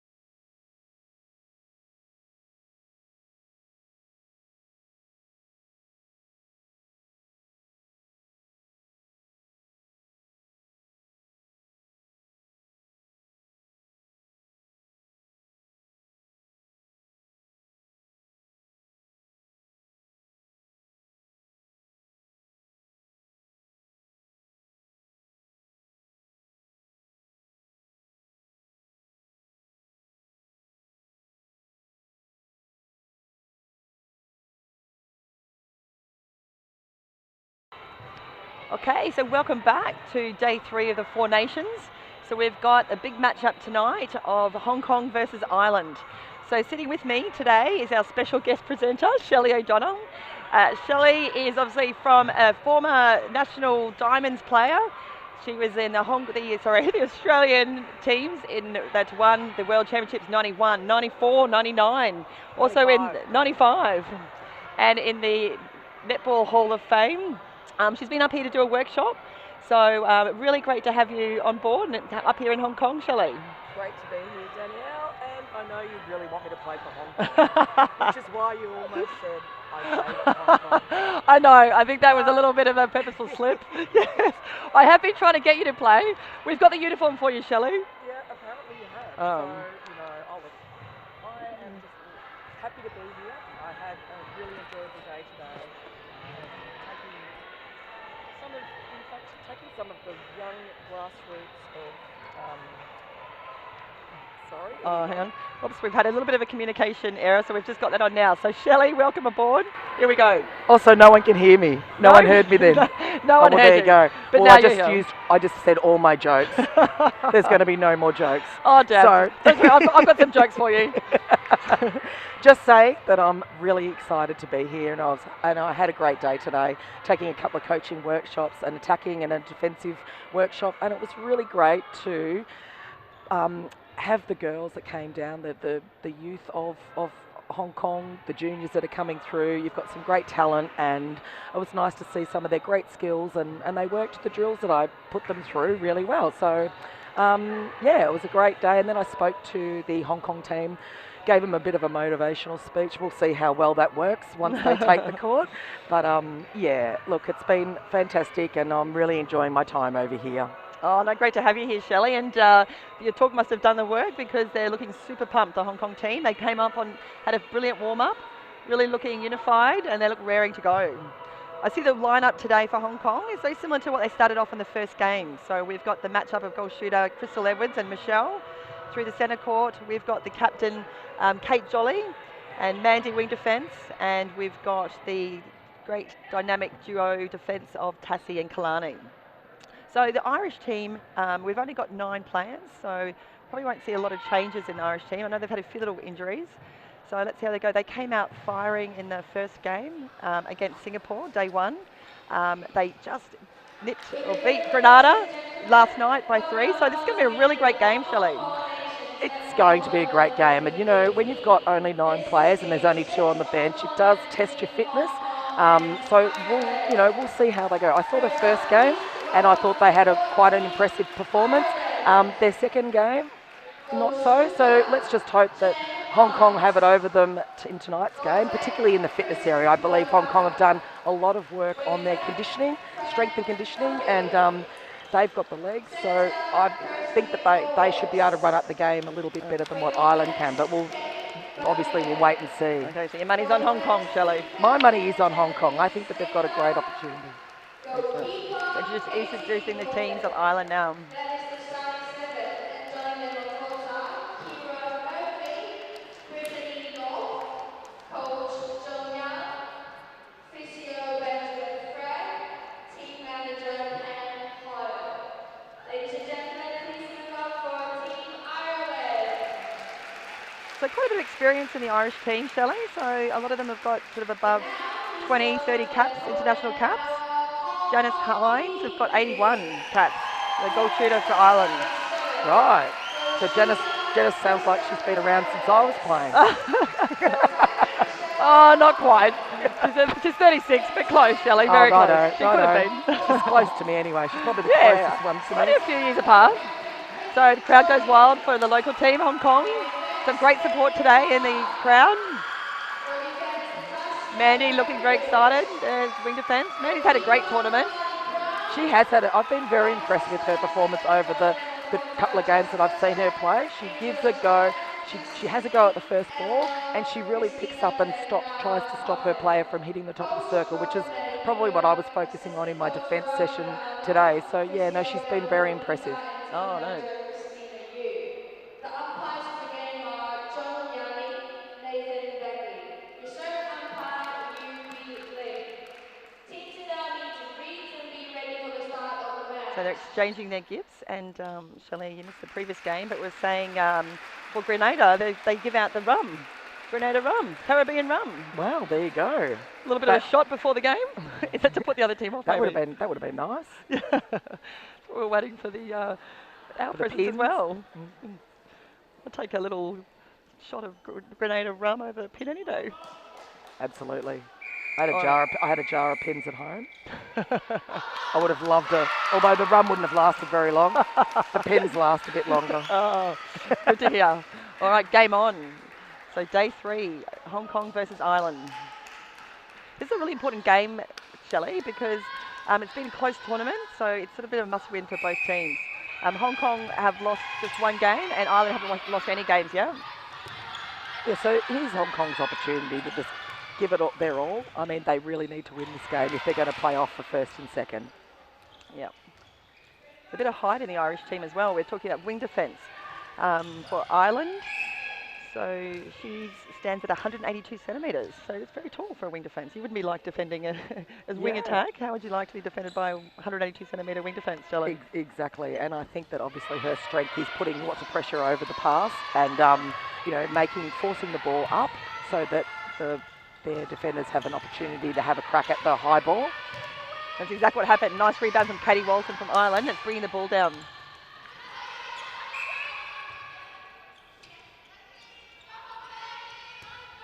So Ireland trying to work the ball in. So see Hong Kong doing a bit of an area defence with wing defence and centre, trying to go a bit of a wall on top of the circle. Trying to block that centre and wing attack getting to the top. Obviously the best place to feed in the game is at the top of the circle. So if they can try and push them to the corners, then obviously that assists the defenders with the ball coming in, with the feed coming in. Yeah, it gives a good opportunity then for the goal defensive goalkeeper to look for those intercepts as well. Those glory intercepts. Yeah, to come out the side and absolutely. They're also doing a bit of a wall on the centre pass, so they're jumping out on the line, off the line, and they're trying to block that first lead from the goal attack or the wing attack. Yeah, see, it's like different defence than we have from the last 2 games from Hong Kong. The last 2 games have been playing a lot more of a tighter one-on-one defence. So I think Coach Robin Menahera has said let's try something different for Ireland. And I think it's important to just mix it up. I mean, you don't have to do this the whole game. I would suggest that they sort of mix it up and concentrate it on the one-on-one for a certain times, and then throw a variation in there to keep the opposition guessing. Yeah. Oh, that's a nice feed there into Crystal. Crystal Edwards getting the first goal on the board for Hong Kong. Crystal played last night a great game and the goal shooter against Singapore. Yeah. Unfortunately, they just lost by 3. Yeah, no, it was a really good comeback. I think they got themselves in a position that they were 10 goals down, so to only really lose by 4 goals, at least shows them that they can do it, and they just probably ran out of time in the end. Yeah, exactly. We had a bit of a debrief after the game, didn't we, Shelley? Yes, we did. Great lead there from Kalani. But Ireland gets the goal. So Ireland is showing a little bit of dominance in this game as this first quarter. So Ireland leads 3-1.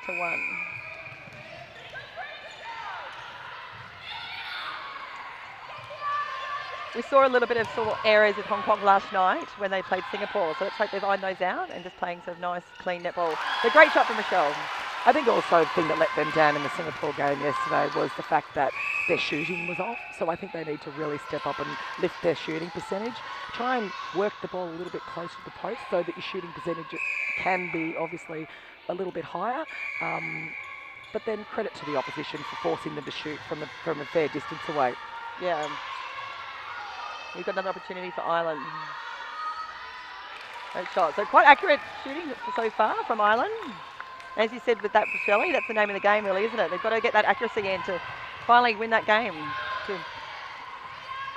You can see the goalkeeper for Ireland really sitting there and ready to jump off and have a crack at anything that's long. So I think Hong Kong just need to keep their vision wide, and when they see that the goalkeeper comes off, to look in and perhaps there might be a ball for Crystal from around the transverse line. And Michelle works well, sort of being sort of worker around the circle, and Crystal normally high. So obviously the Irish goalkeeper is looking for those sort of intercepts out from the wing attack and centre. I think she did that very well in the previous games that I've watched, and I think that you just have to be aware of that, the Hong Kong team, that she is going to float off, as a lot of defenders do, looking for that third intercept. Here you go, Ireland got possession.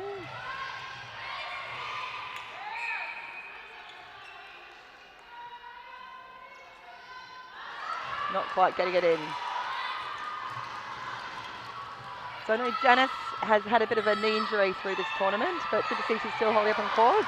It was a great take by Connie Wong. And a beautiful drive. Definitely good play from Hong Kong, but the goalkeeper, Janice, is being very tight there on defence and getting that tip.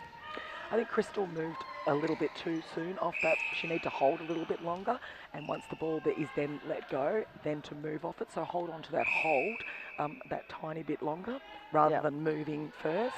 Good tip there, Shelley. There she goes, gets it in. Feeling a bit more confident. Well, they've pulled that back now, so back on even peggings now, 4-all. Oh, Mandy. And that's what we were seeing last night as well, unfortunately. Just some of those little errors. They've got the possession and they throw it away, so they need to sort of use the most of that each opportunity. And they just need to provide each other, provide the options. So they need to have 2 leads at every time and have those good options, so that you're not forcing it into that one option that's right in front of you that might be covered. You're looking at different options. That was very lucky to get away with that one. And that's a very risky ball.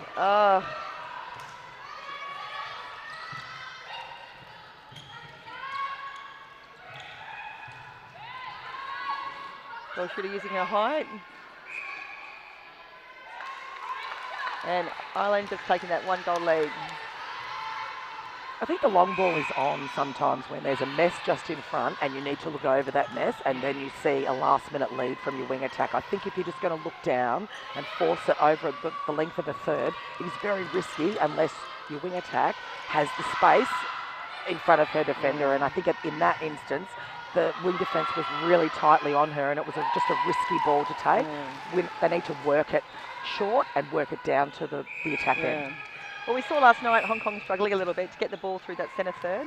And you said using those channels, they were sort of tending to go wide, but they weren't using those centre channels. Maybe Robin has told them to try and go a bit more into the centre. But as you said, it's got to be on. It's got to be the right option. That's a better option. Oh, yes. Crystal was holding. That's a great hold. Yeah. Bit of contact there by goal defence. For everyone at home watching this game, that is the way you hold, and that is the way you come off the hold last minute when the ball is given. There you go, Crystal Edwards. She did that picture perfect. There's still a really close match here. This is as we expected, Ireland and Hong Kong. It's going to be close the whole way through. You've got to just go for every single ball. So this is your first trip to Hong Kong, Shelley? It is, I believe. I might have had a stopover here in the past, but it's the first time I've actually been here, and I'm enjoying it. Yeah, I really am. I'm really enjoying the place. We showed a few of the sights last night. Yes. So the culture of Hong Kong. Yes. It's like you've been here forever. Well, look, we would have gone somewhere, but everywhere was closed. And we were going to go to the zoo, but I know, the museum was closed. Yeah, it was closed, so we just had to just sort of go and have a look at the sights. It's called Solas, I think.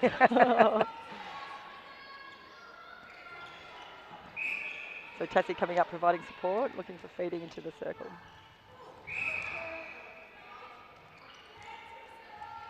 So as a defender, you really want to try and go, almost put the shooters off in that first quarter. And that's what the Ireland defenders are doing. They're definitely playing in close defence. You do have to have a fair crack at it and have some tight defence and get out there and own your position, so that you're really starting to put the goalers off from the start of the game. Yes. Oh, great defence from Hong Kong. Kalani really giving a hassle to the goal shooter, and that's brilliant. Very nice defence. So great support from the crowd today, coming down to watch. So that's that long pass we were talking about, but which works well when it's on like that. She had so much space in front of her, and the ball was placed into the space. Not just a bit long. That must be hard for a shooter, I always think. if you get it in, you get the glory. If you Yeah. miss like that, the whole crowd just goes, oh, a lot of pressure. I suppose, you know, in that instance, like, I mean, you can never have a go at your shooters for having a go, because you want your shooters to be able to turn and shoot and have confidence to turn and put it up. Because, as we said, that's what wins matches. But I think in that particular instance, you know, Crystal could have perhaps passed it out and tried to make better space closer to the post. And there we go, another shot goal for Ireland. They're getting quite accurate with that. Well, that's what we were seeing against actually the Singapore game against Grenada just earlier. Singapore would normally love to just get the ball in the circle and put it up, but they just didn't have the confidence just because they had such heavy pressure and defence on them. So they were throwing the ball around, and that gave them that opportunity of the defence to get the intercepts, which Grenada made the most of. Getting contact call for a good goal defence. That was a very lucky contact call, because the ball wasn't great that was put in there.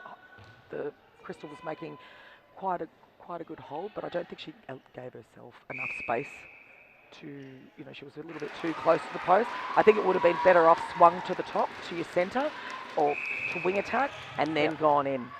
Needed that extra pass. And that's going to be with some of these games as well, isn't it, Shelley? Just about patience. You know, you want to be able to win the game, and everyone's got a bit of nerves, but getting patience into the ball, into the circle. And it's all about having patience and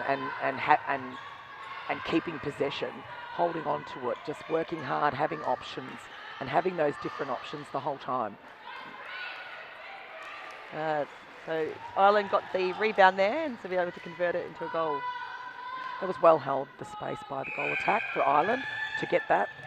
Well taken by Connie. Didn't quite come off.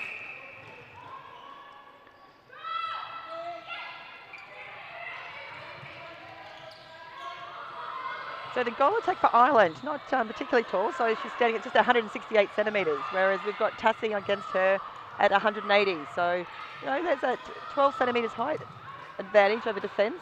Yeah, sometimes that's even harder for the defender, because they're used to playing on taller players. That was great front positioning there. Very unlucky not to get that. Yeah. I think that was contact from the goal shooter, but I agree, Shelley. Fortunately enough, they got the throw in the end. As a defender, that's one thing we often don't see, is when the shooter's behind, they get the contact, but they don't get the call. The bane of my existence, Shelley. Yeah, well, shooters do get the world, don't they? Oh, they do. They very do. And they get the glory. The glory, and they're never wrong, apparently.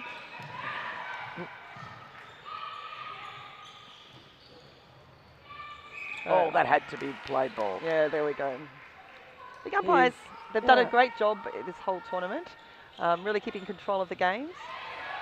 All INF approved umpires from the UK and Australia. It's lucky that Hong Kong got away with that, and lucky that Hong Kong got away with that one as well. Very easy for a defender to read a cross call, cross pass. And like we said before, the Ireland defenders are ready to pounce on any of those balls that are being drifted and cross-court. And it's quite a loopy pass there, Shelley, wasn't it, to our wing attack. So they need to be a lot, if you're going to do a pass cross-court, it's got to be hard and fast. It does. As you said, defence can read it too easily. Let's see what Hong Kong does with this opportunity. You see Michelle getting frustrated there. She wants the ball. Not quite looking into the shooters there. I think it was on early, and when it's not on, you need to reposition. You need to make another pull move. Out. Oh, great shot there by Michelle. That's a confident shot, and that will get her, lift her confidence. She will have a go at those now, because that's a great range for her to be able to put them up from.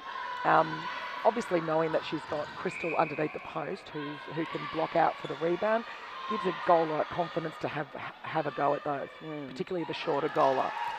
So they work together as a club, so they've used that combination. Michelle and Crystal both play for the Hong Kong Cricket Club. So Michelle plays for more of a moving game, and as we know, Crystal using her height tends to like to stand underneath the post. Yeah. But we did see her running out the other day, actually. I was shocked and excited at the same time. Never seen Crystal run so fast.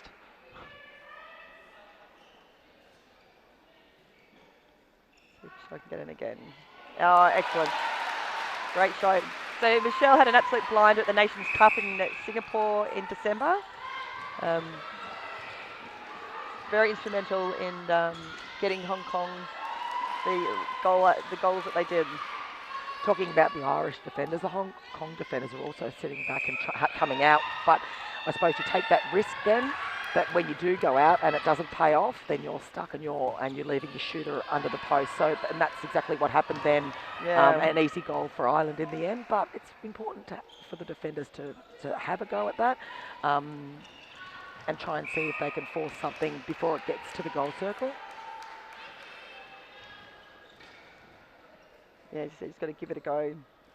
Great shot there by Michelle, so she's providing a lot of the opportunities there for Hong Kong.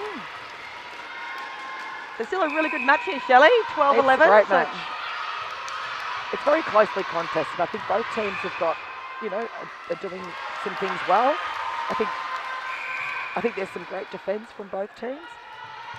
I think it's a better performance from Hong Kong tonight as compared to last night. Yeah, absolutely, for sure. Now we've got 5 seconds on the clock. They need to long bond. Oh, and not that.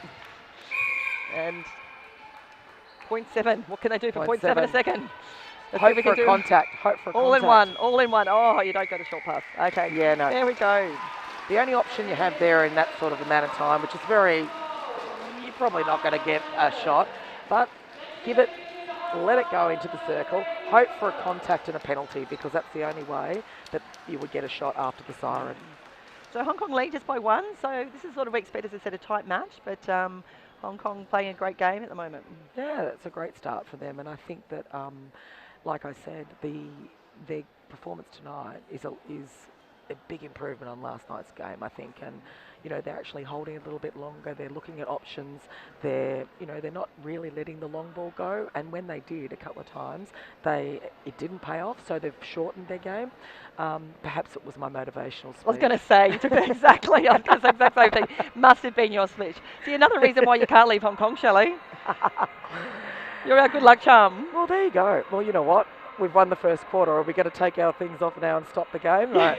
There's 3 quarters to go, and I absolutely, think, for sure. most of the time when you do play, when it's goal for goal and teams are very close at quarter time, there's generally a quarter that someone can't maintain that momentum, and hopefully, both teams can come out and hopefully Hong Kong can take it over Ireland next quarter. They always say that the third quarter is a premiership quarter, but it's usually the second and the third that sets up a team's last quarter, and whoever's sitting in that position and leading, and particularly by a lot of goals, it's very hard for the other team to come back and get back into the game. Although it's not impossible. Well, as we saw for the game the last game, it was Grenada and Singapore. So Grenada looked like they had the win, and Singapore just kept going, and ended up managing to be a tie. So as I said, you can't give up. You've got to keep that intensity going for every single quarter. Yeah, that's exactly right. And, like one turnover can mean 2 goals. So if you're down by 5 goals, or 10 goals, you don't look at it as 10 goals. You look at it as it's 5 mistakes that the other team has to make, because then you score off their mistake, then you have a centre pass. So if you are down in a match, and it's happened to me plenty of times over my career, if you're down, you never ever focus on how many you're down. You just focus on what you're doing in that next play. How you're going to get that next turnover. How are you going to create the mistakes from the opposition, and just peg it back, bit by bit. And I think that's what they did last night against Singapore. Just unfortunately, they ran out of time. If there was another quarter, I think their fitness level would have been better, and I think that they may have ended up getting on top of Singapore. But you know what? There's only 4 quarters to a game of netball, and that's the time that you have. Perhaps they should have done a little bit more work in the middle 2 quarters when they got themselves in that position. Yeah, well, they tried a few different combinations last night, but we've got back to the original combination that worked really well with them in Grenada. So talking about careers, Shelley, what's the highlight of your career over Look, the highlight, I mean, I've been very fortunate to have played in 3 World Championships, and look, we won all 3, and we beat New Zealand by a goal in each of them. So it's, sweet story. like you sort of go, which one do I, rate as the highest? You'd have to say, and just talking about being down in a game, I'd have to say that the 99 World Championship, when we were down by 7 goals at 3-quarter time, and the way we we got back and we got on top of New Zealand and beat them by a goal in that game was one that I will never forget. It was the last game I played for Australia, so it was a great game to retire on. It was in New Zealand. It was just the most amazing match and so exhilarating to win from a position that we were in at that point. So had to have been the biggest highlight of my career. Oh, it was a great one. I was there. I was watching. Fantastic. Okay, so we're coming back into the second quarter here with Hong Kong and Ireland. So Hong Kong's up by 1, leading 12-11. Okay, great pressure by Hong Kong. They're putting a bit of a zone in the mid-court on, and they're doing a bit of a float as well, which forced the Irish error. So no changes for Hong Kong, but we've got a change with Ireland, just one sub. So we've got a new wing attack on board, which is... So Brittany North comes in for Ireland.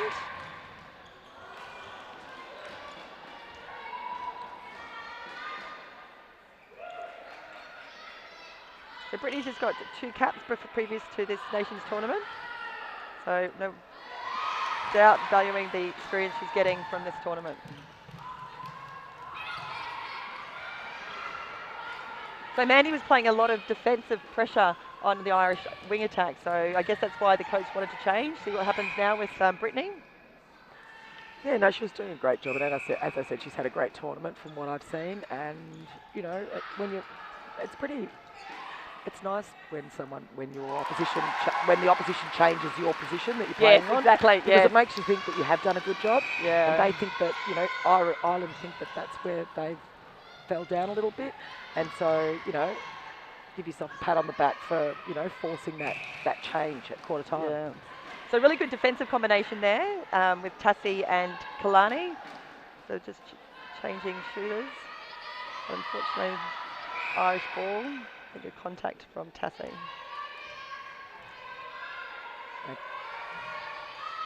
What a tussle there with Kalani in the goal attack from Ireland. That was unfortunate. I think you knew a mile away that Hines wasn't going to put that ball up because she indicated that initially with that looking for the pass off. So it was unfortunate that Hong Kong couldn't get that rebound and a contact was called.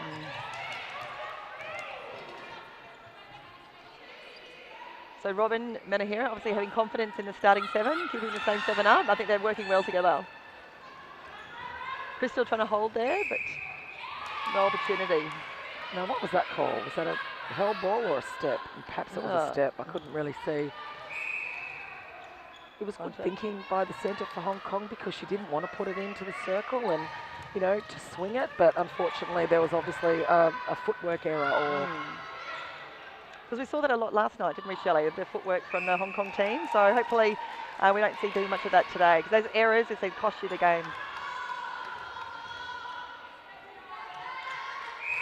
So 13 all, still very, very tight. Great rebound from Kalani. So both Hines and Kalani very evenly matched in height. So both about standing at 182 centimetres. Crystal not quite wanting to put it up. Yeah, no, that was nice play by Hong Kong though. There were options coming down the court. And that's what we didn't see as much last night. So it's good that we've got that extra sort of momentum and speed through that centre court with Hong Kong. Kind of playing quite tight defensively against their wing defence. Great control there from Kate to manage to save it. Great control, great balance. And great that there was a backup there as well. We've always said this from day one. Hong Kong are very good in regards to playing as a team. They've got a great team spirit, both on and off the court. And when you've got team spirit off court, I think that often shows on court, doesn't it, Shelley?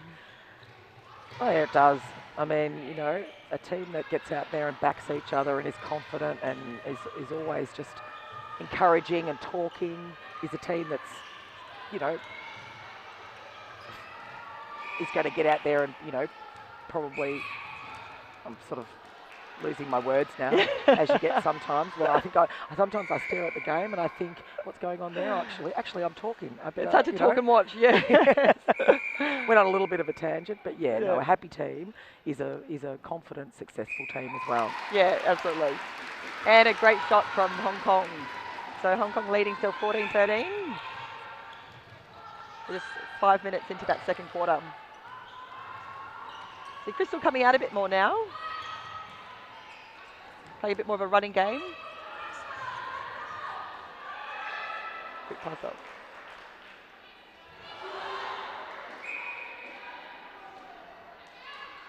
Great shot. So Crystal's standing at, I think it's 187 centimetres, so she's definitely got the height for the rebounds.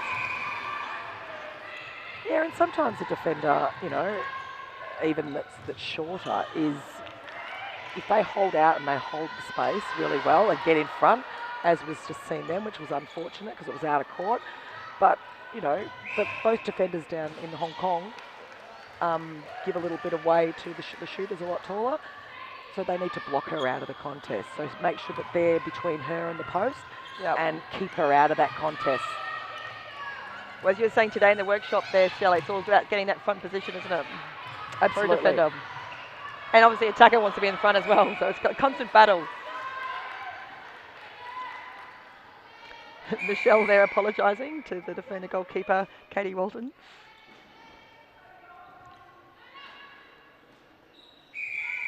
I never get any apologies from my goal shooter.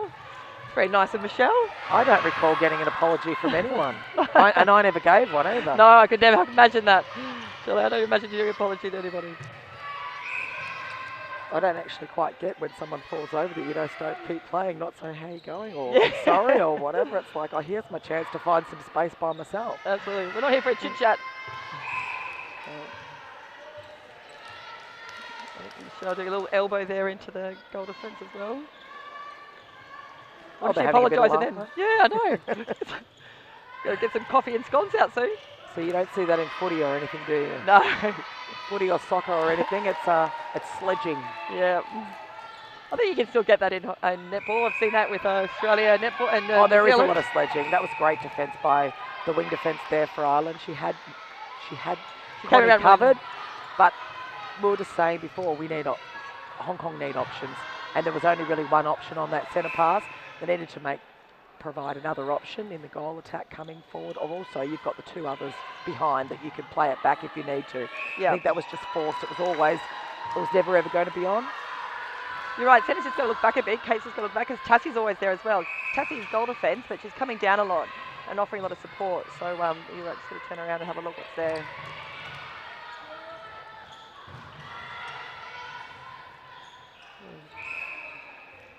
So contact ball.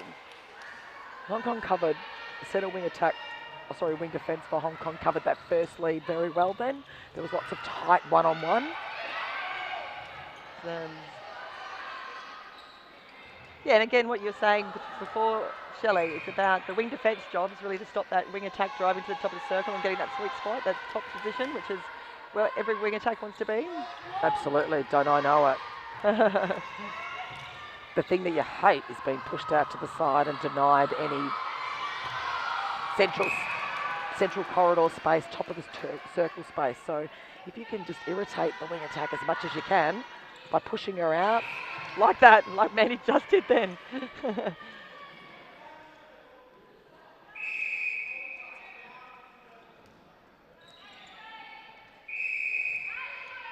see what we're going to do with this short pass. And she puts it up.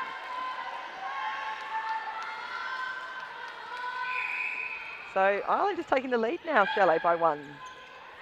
And then Hong Kong have just made a couple of silly errors, letting the ball go, like I said, like with the two options coming. I think they've gone back to only one person being free rather than two options. As we can see Connie then directing the play, bringing it off the circle. So off, on, you don't just have to be on the circle, you need to find good space.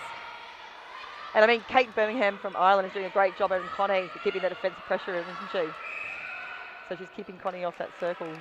Yeah, and we saw then that both goal attack and goal shooter were both standing. If one's got to hold, the other one's got to move and get out of the circle.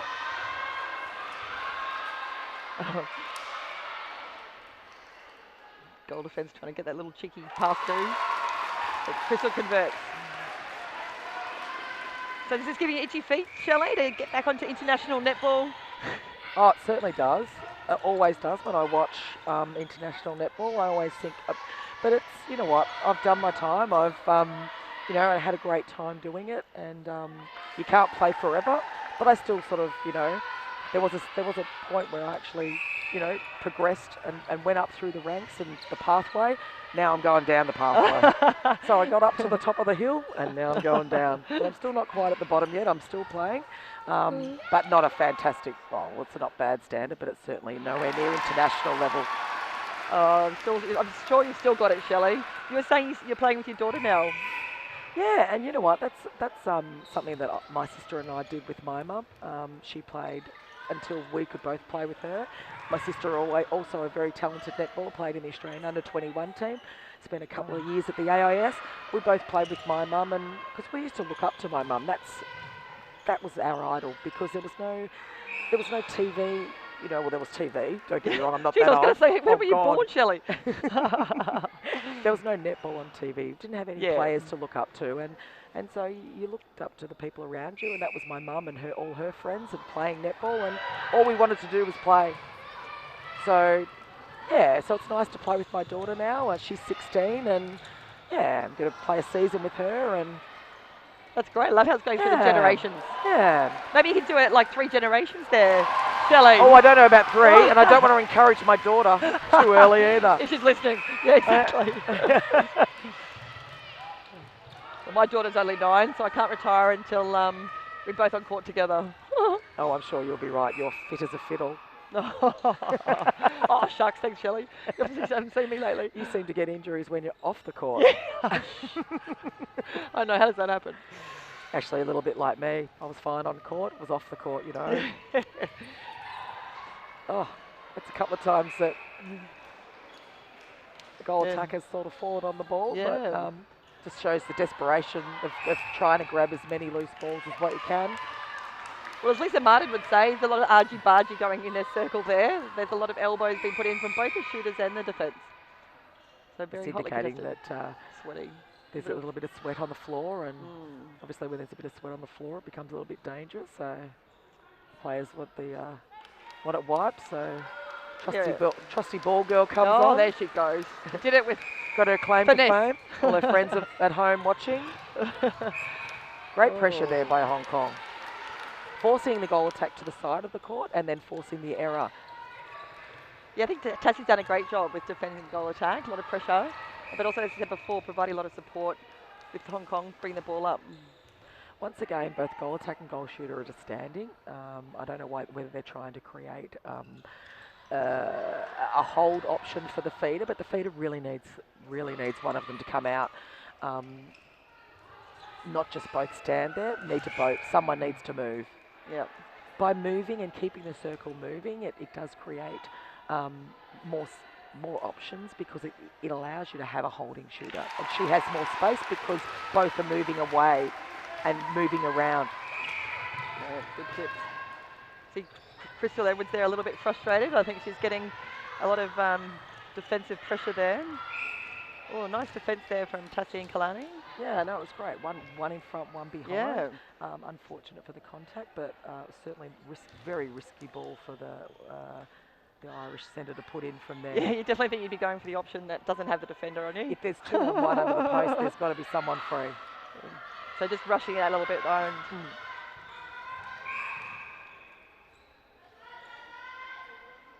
See if she puts it up. Yeah, it's a bit short. I think that always looked short, because she didn't come off her hand very well. It seemed to be pushed from just in front of her face. I think you need to get your arm up and really get the follow through and the wrist working. Yeah, it didn't look like it was going to go through from the start, did it? It looked short. Shelley. As a wing attack and goalkeeper, we can give heaps of advice on shooters, can't we? Oh, of course we all can. the time. Yeah. Of course we can. Michelle taking the pass.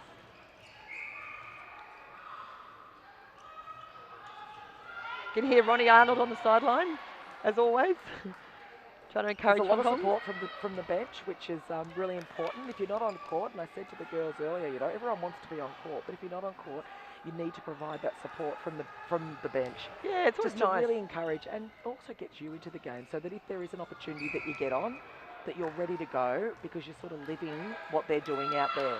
Yep. Watching your position so that when you're ready to go on, watching what the opposition's doing, that you then have you haven't just been sitting on the bench just clapping every goal. You're actually doing a bit more than that. I see Michelle a bit of a fall back in again. Let's hope she stays upright for the game. We don't want any injuries for either team. So close to finals being tomorrow. So Crystal, I think, relieved she finally gets the contact call. Yeah, I don't think the goal attack was really offering that much. She was trying to stand behind, both were standing behind their players. So like I said, like the goal attack needs to move around the top of the circle to create the space for the holding player under the post. So we've got 16 seconds to go, Shelley. So let's see if Ireland can convert. Hong Kong are really going to have to stop them trying to get this ball. So this Ireland... And now the ball needs to be delayed going back to the centre. Oh, they're going to hold it. And now they have to play it because there's 3.6 seconds. It's going to go long past you've in. got to try and get it in. Just short. Look, that's what they had to do, but unfortunately it ran out of time in the end. But look, that happens at the end of a quarter when, you know, everyone knows, the umpires know exactly what the centre's trying to do, trying to delay the ball getting back there. And if the umpire has to do that, he has to call the time and say, delay, get it into the circle. As we saw, there was 3.6 seconds on there. If it had been 2.4, you would have held it, because after that 3 seconds, you are able to obviously then hold on to it for that long, and then it becomes your centre at the start of the next quarter. But there was no other option than to release it as quick as you could and try and see if you can force it into the circle and try and cause a contact so you can get a penalty, and unfortunately that wasn't the case. Yeah. I like how you say 2.4, not 2.3, not 2.5, oh, 2.4 well, you know, seconds. It was 3.6, so anything under 3 really. Yeah. So what, 2.4, 2.5? I just plucked that out of the air. Don't know where that came from. So there's Sharon Hancock, our president of Hong Kong Netball, doing the lucky draw. So some lucky winners there. Oh, I think he's very excited about winning the netball. We were talking about earlier the men's league in Hong Kong, and it's become very, very popular. So actually after this game, we've got a invitational men's demonstration game. So that should be good. That's great. In Australia, it's very popular. Obviously, you know, the men's competition is big over there. There's a lot of boys that are coming through and playing. And I suppose it's like a little bit like a lot of other sports that are back home, footy and soccer and cricket. The girls are starting to play. So I think it's great to see both sexes playing all different sports. I mean, netball is such a great game. It offers so much. Boys love playing it. I know when I go out to schools, the boys are so keen to get out there and play, because it is similar to, you know, obviously basketball, but all sports help with hand-eye coordination and, you know, help kids with their, you know, develop their balance and their skill and whatnot. So I played a bit of basketball growing up. It wasn't just netball, but I played a whole lot of different sports as well. So it's important to continue to do that, to give yourself variety, and, you know, other sports can help your game, you know, For netball. Mm. sure. So tell you, you've got two brothers. Did they ever play netball?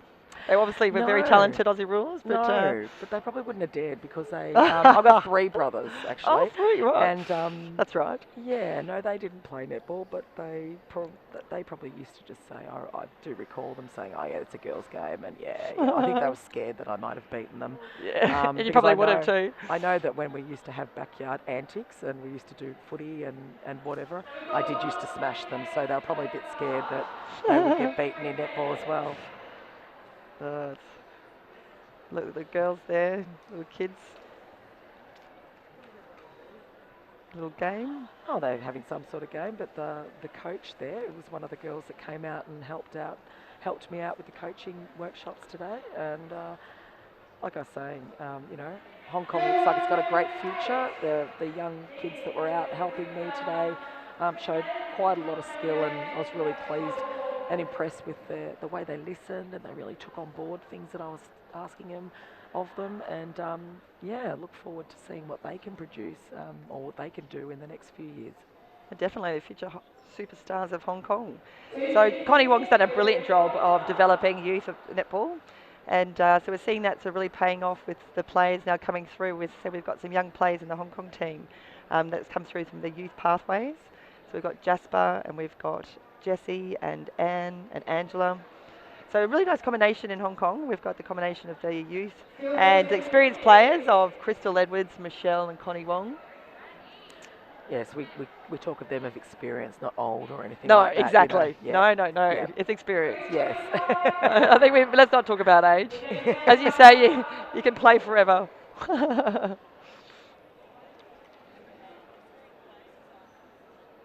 You can even play on Monday night, Shelley. And that is the beauty of netball. You can play for as long as you want, for as long as your legs can carry you. God, I think there's even a walking netball, isn't there? We just talked about that before. There is walking netball. I'm looking into it, Shelley. Don't you worry about that. Although Lisa Martin suggested we should be doing some wheelchair netball. I don't know about that. Well, sitting down sounds a lot easier as I get a little bit older. So perhaps, and in saying that, that's no disrespect to people in wheelchairs because their upper body strength must be absolutely amazing. Incredible. So I'm not saying that would be easy by any stretch of the imagination. I think that would be extremely difficult to coordinate or get yourself to a position that you want a ball and then really, be able to throw from a sitting position. Have you ever tried to do that without the use of that step forward as you're passing? It would be extremely difficult. But yeah, I don't know about the walking netball. I think that, once I'm walking, I probably might just hang up your boots. Or let it go. Well, to be fair, I remember being back in Brisbane, just was there for a bit of a mini break, and I was defending a 74-year-old. Wow. She's a bit of an icon and legend in Brisbane netball. Bobby, I was defence. She was goal attack, not even goal shooter. But they said to me, whatever you do, don't hurt Bobby. So Bobby had 2 braces on her knees, 2 on her ankles, and she was still going. That's amazing. And what a great story. I mean, 74. I can't imagine playing when I'm 74. So I suppose it all depends also on your position that you grew up playing. I feel like if you're a shooter, once you're a shooter and you've got an eye for the goals, you've always got an eye for the goals. So, you can get out there and still got to get the ball to you. But if you're a strong player and you're a strong holding player, perhaps you can play a lot longer than perhaps a mid-court player who relies obviously on speed and drive and running. That's all. Perhaps you slow down to a jog, but yeah, I can't imagine how you would walk on a centre pass or exactly. And by the time you walk down there, the ball would be faster than you. Seriously, you're walking down there, and you'd have to walk down the other end. So, I suppose it just gets older women an opportunity to still be active and still, be able to do that walking. And we see on the other side, we've got Kelsey from Granada, and she's 15. So such great potential there. This is 1 year she's been playing netball. She's at 223 centimetres. Amazing. So we were just saying that I'm sure Australia and New Zealand will be looking, perhaps they're doing a bit of a recruitment drive to Granada soon. Look, the Caribbean islands produce some tall athletes. We've got a few that have come across and played in our competition, our domestic competition at home. And, I suppose the fact that they get the opportunity to not only work with probably some of the best coaches, of the best coaches in the world, but also they get to play in a competition that they week in, week out, they're always being challenged. And sometimes there's a lot of countries that don't quite get that, and so they get out and play on the international stage, and that's their competition, and you don't get to do that every week. So Australia's pretty lucky that they've got the domestic competition that they have, because players get week in, week out, amazing competition. Sure. So now we've got a few changes in for the second half. So for Hong Kong, we see Michelle coming off and Angela coming on at goal attack. We've changed the defence as well in the Hong Kong team. So we've got now Tassie back at goalkeeper, and we've got Anne on at goal defence. And Ireland's changed around a little bit as well. So mix up some positions, changed goal defence, goal attack centre, wing defence and goal shooter. So big changes for Ireland for this third quarter, Shelley. Yeah, well, it'll take both teams a little bit of time to settle in with the new combinations now. But, you know, like both coaches thought, well, you know what, it's goal for goal. Something needs to change. You can't just keep going goal for goal. So mix it up, you're right. and you know, keep the opposition guessing, and put something different out there, because obviously then different combinations have different styles of play. So we'll see which team can adjust the quickest with the change of combination. Well, see, we've got Kate Birmingham from Ireland coming into goal defence, so there's going to be a lot more height now in the defensive circle for Ireland. And we've got Angela, who's not quite got that height there against her goal defence. And they've taken their big tall shooter off, so you know there's no advantage really to anyone there now. In fact, I think the advantage is to Hong Kong with the height. So need to put a lot of pressure over the shot and try and lock out to try and get as many rebounds as what they can. So Hong Kong trying to work it in. I've seen Connie run left, right twice. Getting a bit frustrated they're not seeing the options. Angela's now going to take a shot. Oh, nice shot there for Angela, calming her nerves, getting into the game. Yeah, bit of a sigh of relief, I think, from her. Yeah, great confidence. She was pretty excited about that shot. So good confidence shot for her. So that's a great start for her for this quarter. Oh, Kate Jolly looks like she's down. Hope she's okay. Looks like she's favouring something with her knee.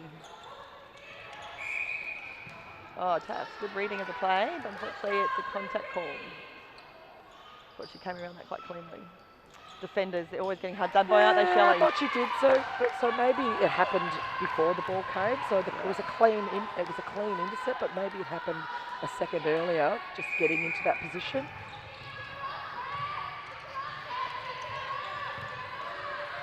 So crowd growing here for the Four Nations tournament, third day, Hong Kong versus Ireland. Hong Kong up by 23-21. A lot of Valley girls here in the crowd. Rachel and Lisa and Katie providing some support.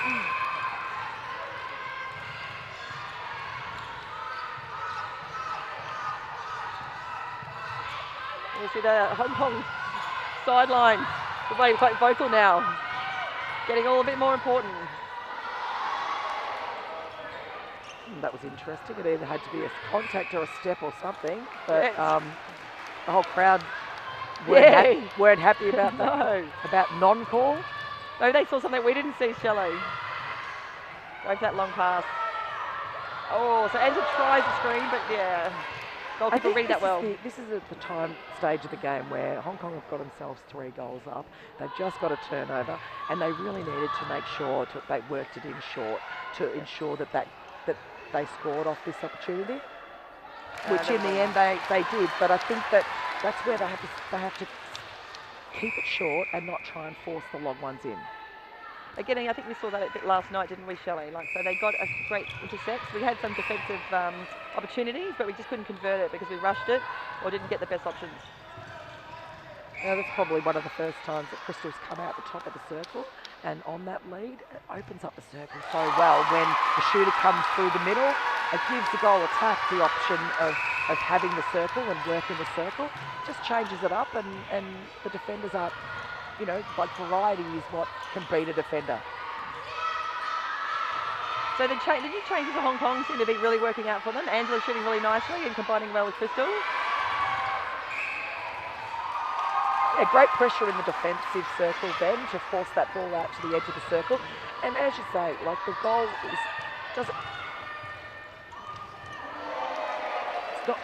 we don't stop until, I was just watching the game, but you don't stop until the goal's gone through. Yeah. And I think you've got to make sure that you are ready on the edge of the circle for every opportunity, every loose ball that comes out. So to hold that position on the outside of the circle is extremely important. Got a bit of a knock on their head for wing defence. Here's Hong Kong's opportunity to really take control of this match and make sure of every possession. They need to just keep working it, keep it short. That's a beautiful ball there. Nice held. Crystal had great space, had lots of space, and so the ball was just easily placed there by Connie from outside the circle. As you said earlier, Shelley, that the third quarter is that premiership quarter, isn't it? So it make or break a team, and it's certainly making Hong Kong right now, leading 28-21, so up by 7. That was well worked by Ireland. They worked it nicely. The centre goal shooter had a bit of an understanding and just had a couple of double plays, which worked really well. He's in the backup there from Anne.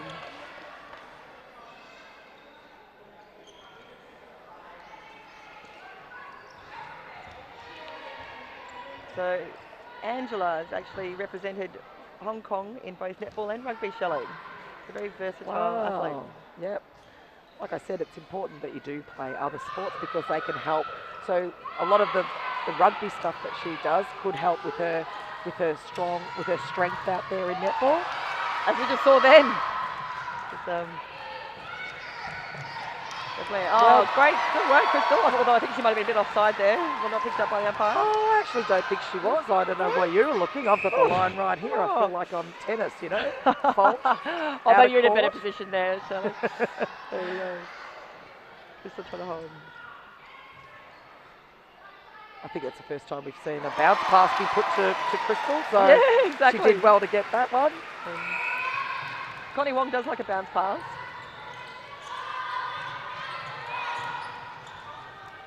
That was well picked up there by the goalkeeper, is it? I can't even see her bid.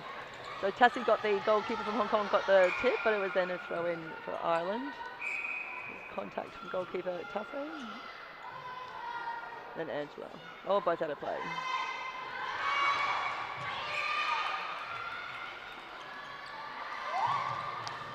I don't necessarily think sometimes it's a bad thing getting that contact call as a defender because it means you're doing your job, you're tight, you're playing tight. Obviously, you don't want to get in all the time, but definitely knows that the shooter makes the shooter know that you're there. Look, there is a time that you do need to put that pressure on and perhaps let a goaler know that you're there and you're on her back. There is also obviously a time when you do need to clean it up because you don't want to be out of play and give away penalties under the post. Absolutely. Nice smile there from Crystal Edwards, getting a nice shot in. Again, when you see a shooter smiling, it means they're nice, they're confident, they're calm, they're feeling happy. That was a great drive there by Goal Attack and a beautiful shot to finish it off. And that was all because there was a holding shooter underneath that drew the other the defender back, and so it allowed the drive and the cut around the top of the halfway circle.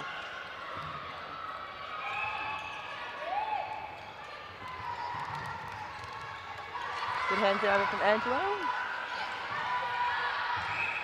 We noticed in the game previous to this, Grenada was excellent at having hands over the ball. They defended every single pass. And you know, sometimes it can be a bit slack and put the hands over at 4 foot, 5 foot, and you say, you're sort of in no man's land then, aren't you, Shelley? But Grenada did that very well. And that was a turnover for Hong Kong. A great turnover for Hong Kong, but it was a very unlucky decision that was against the goalkeeper. I thought she came out really nicely and had a good crack at that and got pulled for contact, but then there was a penalty in the circle.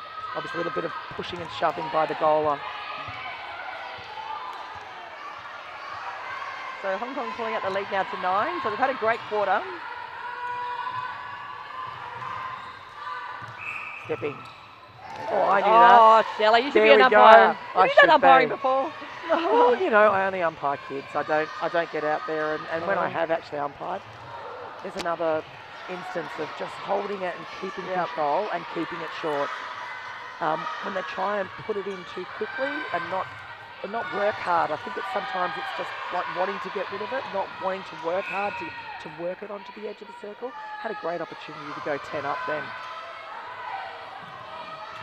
Hong Kong really providing a lot of pressure now on defence. Tassie's had a great game. Really sort of annoying the goal shooter for Ireland, putting a lot of pressure underneath her. Yeah, just let herself down there. Just fell in that last minute. Didn't hold it. Just need to hold a little bit longer. She had great distance, but she fell in within the 3 seconds. So, you know, defender needs to be able to hold it a little bit longer. particularly when you're putting that really nice pressure over the ball. You don't want to give it away on the final second. Well, got to stay in court. So it's great that Ireland can come all the way over here. This is the first time Ireland's come to Hong Kong. So, and to compete in the Four Nations, it's a long way. So obviously they had to combat some bit of travel weariness and also having only 9 in the squad. So I think they're doing a great job this tournament. Yeah, well, it's good to see them here and competing. It also gives Hong Kong an opportunity to play against Ireland, and not just the usual countries that they normally play against. Obviously, with the Asian Championships, they play a lot against Singapore and Sri Lanka and Malaysia. So to play a different game, playing against an Irish team and a Grenada team, it's really nice to see. Like, Grenada offers a different style of game. I mean, the Caribbeans offer that physical, aerial type play, and it's important to play all types of different netball, and each country provides different style. Well, you always see a difference in a game of play from last night, Shelley. So last night against Singapore, it was a very fast game. This one's a lot more of a a strong game, I should say. Yeah, no, it is. Physical. It's a bit of Very body physical. on body. There's obviously both teams have got a really strong one-on-one defense, and I think they're matching up well against each other. I think, like I said earlier, Hong Kong are providing more options than what they did last night. I think they were a little bit outplayed last night by Singapore, who were a bit quick for them. And Singapore really worked spaces really well, and the double plays and the give and goes and the drives. And I think a lot of times Hong Kong were on the back foot in a lot of their attacking plays. Singapore did look very strong last night. But there's interesting results. I mean, then you've seen the game against Grenada and Singapore and a draw, and then the first game Ireland Singapore, and Ireland outplayed Singapore completely. So I think it's who matches up really well when you get out there. Yeah, exactly. No, that's why it's such a great tournament. So close game. So you can see the other teams, Grenada and Singapore, watching this very avidly, because this game can determine then who gets into the finals for tomorrow. Oh, misplaced pass there. Didn't read it. A bit of confusion there with the wing defence.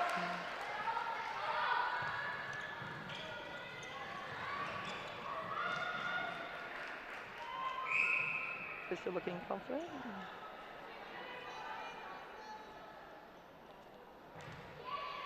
Great shot from Crystal. So Hong Kong still winning up by 9. Yeah, look, they've had a fantastic quarter, and I think that Ireland are really starting to struggle. Scotland, Wales. struggle in the fitness stakes, and I think it probably shows the fact that they've only got 9 players, and they're having to work a lot harder. It also shows that Hong Kong have worked extremely hard on their strength and conditioning, and they feel like, looking from the sideline, they look like they've got bit more energy, and they've got the fitness capacity to or finish the game or finish the quarter. Yeah, Mitch at Joint Dynamics has done a great job with their fitness. You can see he can really show in this game. And it's not just tiring and not being able to run. It's you're being forced into making those errors, because as you get fatigued, errors come into your game. So it's really important to have a strong and be well conditioned and ready to get out there, just because to get through 15 minutes of netball, it only takes a couple of minutes for a team to go up by a few goals in a quarter. So you need to be able to play out 15 minutes. Yeah, well, as we saw in that last game, Singapore and Grenada. Grenada was up, and Singapore managed to get those last 2 goals to match it and tie the game. Oh, Crystal trying to do a shot just off balance, didn't quite get it, so it's Ireland throwing. Yeah, sometimes some shooters do that really well when they're rebounding and falling out of court, and they can actually get their balance. Sometimes you weigh up, am I balanced enough to hold it and steady and then put it up?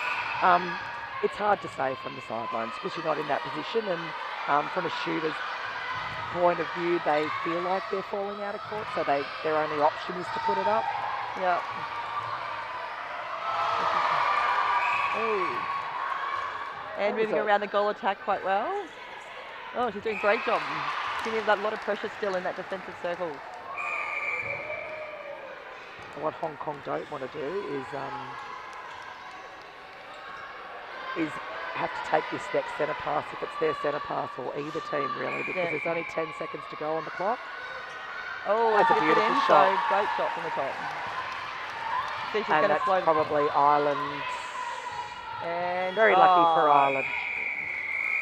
It'll be Ireland centre pass on the way back. So that's three-quarter time. So Hong Kong great quarter, Shelley. So Hong Kong lead 32-25, up by 7. Yeah, really great quarter, and I think the changes worked extremely well for them. I think the goal attack that came on, she didn't, as I said earlier, I think their goal shooter was standing, both trying to hold and not move.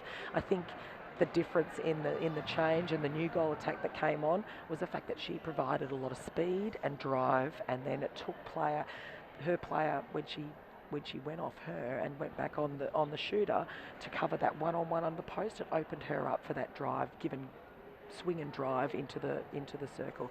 So yeah, it was what Hong Kong needed. They needed a little to open up their circle. They needed to, in attack, open up the spaces. And I think the feeding options, obviously from the centre and wing attacks perspective, was a lot better in that quarter as well. Also, the change down the defence end. I thought that both defenders were doing a reasonably good job in the last two quarters. But I think that, you know, bringing a new fresh set of legs and a change had to make Ireland think about what they were doing and you know, change it up. So yeah, and it takes a while to settle a new combination in, and as we saw, there was certainly tenacity then from the defender that came on. She was giving it all, probably illegally sticking her leg out sometimes, but you do anything when there's seconds to go and you're trying to deny that final goal.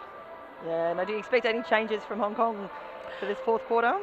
I would suggest, I would think that the team will stay the same, but I'm not the coach. But I think they had such a commanding lead in that quarter that you would expect the team to stay the same.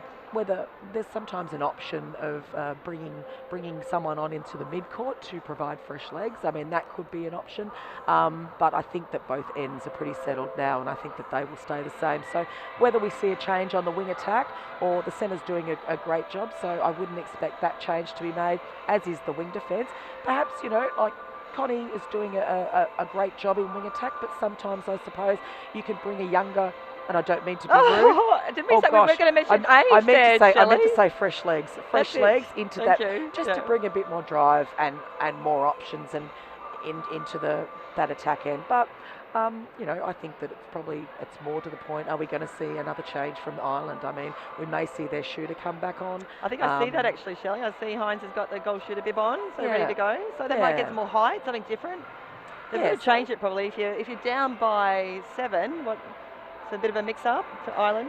Yeah, I think you can't go out there. It wasn't working for them. I don't think their changes did work very well, but there might have been reasons, you know, even to give the goal shooter a bit of a rest so she can come on with fresh legs in the final quarter. And you know what, the game's certainly not over. 7 goals is nothing. It's only 3 or 4 turnovers to get back into the game. This is a test for Hong Kong now to take that lead and just not stop attacking. I think if they start to try and protect that lead and stop attacking, that's when a team like that, who's a team that's down, has nothing to lose, they will give it all.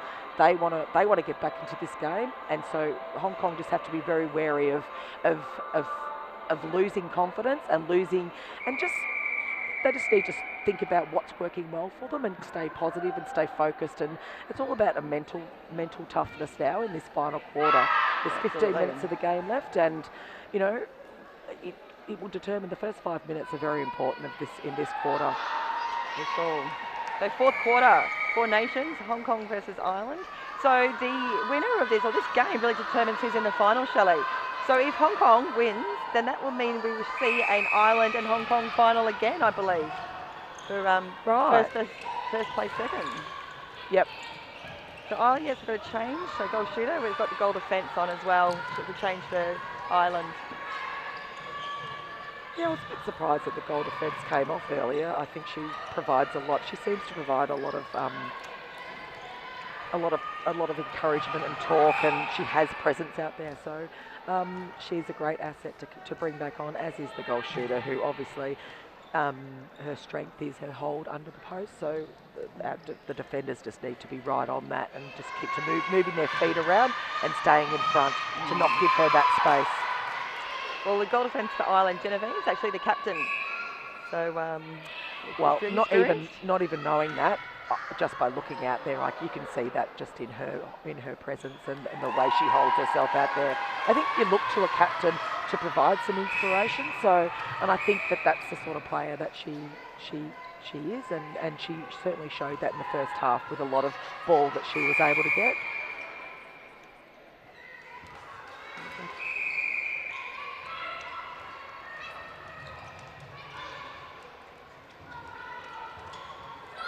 Working it around. Oh, two defence on Crystal. Probably not the best option there, Shelley. No, it needed to come out to the goal attack first and then force the defender off that contest and then put it in on a one-on-one. It's too hard to go in on a 2-on-1. It's really important for Hong Kong to, and that was a great opportunity and a great intercept, anticipation by the goalkeeper for Hong Kong. Yes, Tassie read that really well. And Connie was there to support her and get that extra tip. But it's like they're really backing each other this game, so it's great to see.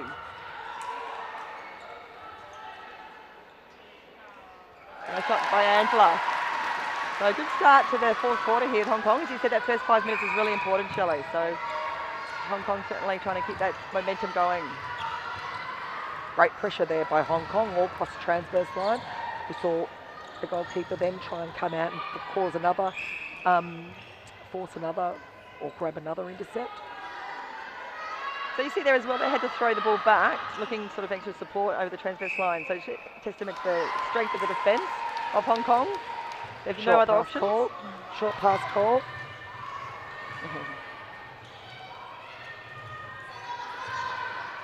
So for you, Shelley, have you seen much style change in play from like when you were playing internationally in the 90s? Not really. I think the game is similar. However, I believe that the one thing that I do see as a difference to, and that was a great ball there by Connie. Fantastic, isn't it? Good vision into the goal circle. A great hold there by Crystal. Just the fact that we used to be a little bit more direct, I think, and I think these days they want to give and go and play it back and really try and get onto the edge of the circle. But also the goalers don't tend to put up from the edge of the circle either. They try and work it into a better goaling position. We had goalers that used to look to see if they were in the circle and then turn and put them up. Sherelle McMahon was one of those ones, wasn't she? Great shooter. Vicky Wilson was one. Sherelle probably was a halfway circle shooter, but there was a Chris Harris, another player from Victoria, just used to look that she was in the circle. Now you don't see many goalers putting it up because they're obviously trying to work it in as close, because obviously the closer you are to the post, the better chance you have of getting it in. But that's probably the two main differences with the game. Yeah. With regards to fitness and, and everything else, and toughness and physicality, I think it's the same. People might argue that, that is a little bit more physical and you need to be a lot stronger, but I just think that it was still very, very much the same when we were playing. Certainly playing against a lot of the Caribbean sides, it was certainly quite physical, but that's just their style. They're very strong-bodied, and it was enjoyable to play against different countries as well. So I loved playing against because I'm a bit of a physical player myself, and I really enjoyed that one-on-one contest. There you go, Angela working to the circle. So there we go. She's taking it from quite a shot. Yes, and that was such a better option from Connie there, because the thought would have been to pop it into Crystal, but she held it just enough time to wait for the driving goal attack. Yeah.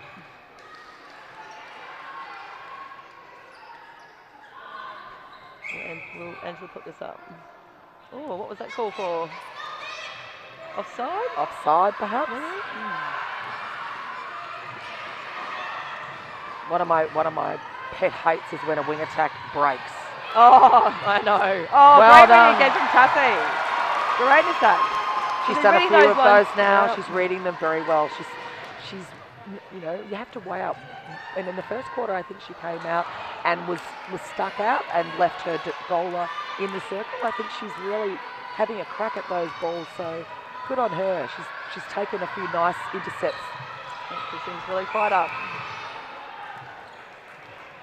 You can just see, just watching her, she's hunting a couple of metres in front of her goal shooter. She's giving the perception that she's not covering the goal shooter, but she's also not too far away that she can drop back in case the ball is put in there.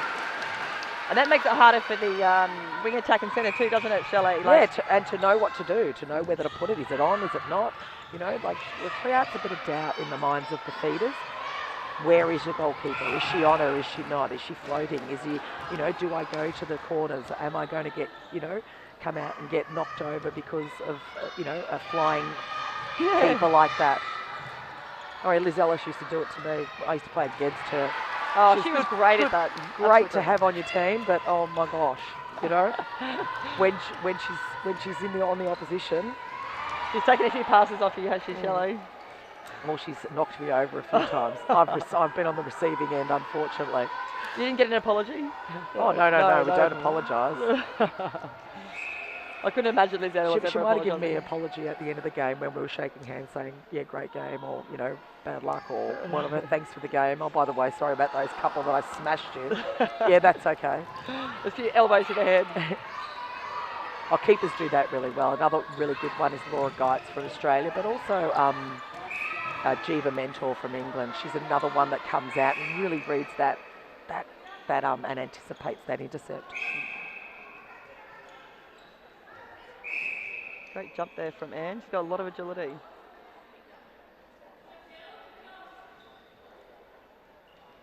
Important goal for Ireland. Very important goal, and they need to try and capitalise on that now, and they need to try and break this Hong Kong centre past if they've got any chance of getting back into this game. As you said, it is only 12 goals. It's only 6 errors or 6 turnovers. So they still need to just keep it up, create the pressure, force Hong Kong into making the mistakes. And there's one.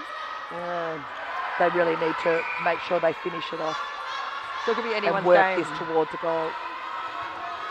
So I think Hong Kong there trying to set a bit of a zone defence, a high zone. Putting a bit of pressure there, Ireland, trying to clear the ball. And they've done it. So we didn't see that so much in the game against Ireland. I mean, Hong Kong did that really well, actually. They do a great defensive zone. So, yeah, obviously they're trying to implement it a bit more today's game.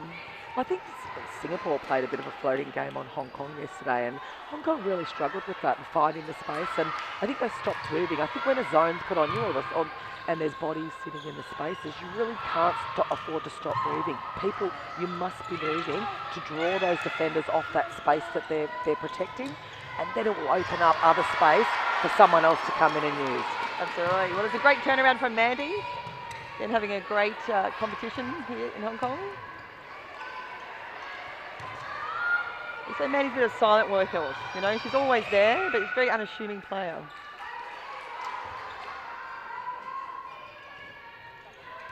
She's always giving grief to the wing attack. The sigh from the audience. Where's Seta? I wonder if that's ever disruptive as a shooter. Here's the whole audience going, oh no. Oh. You're playing well, Christine. We didn't sigh. But also, when you are 12 goals up, you can afford to have that shot, you know, have that long shot and have a crack at that. I think there are times, there's a certain time and a place to be prepared to put that shot up. Plus you get the glory then, Shelley, too, don't you? If it gets in. Exactly. Yep.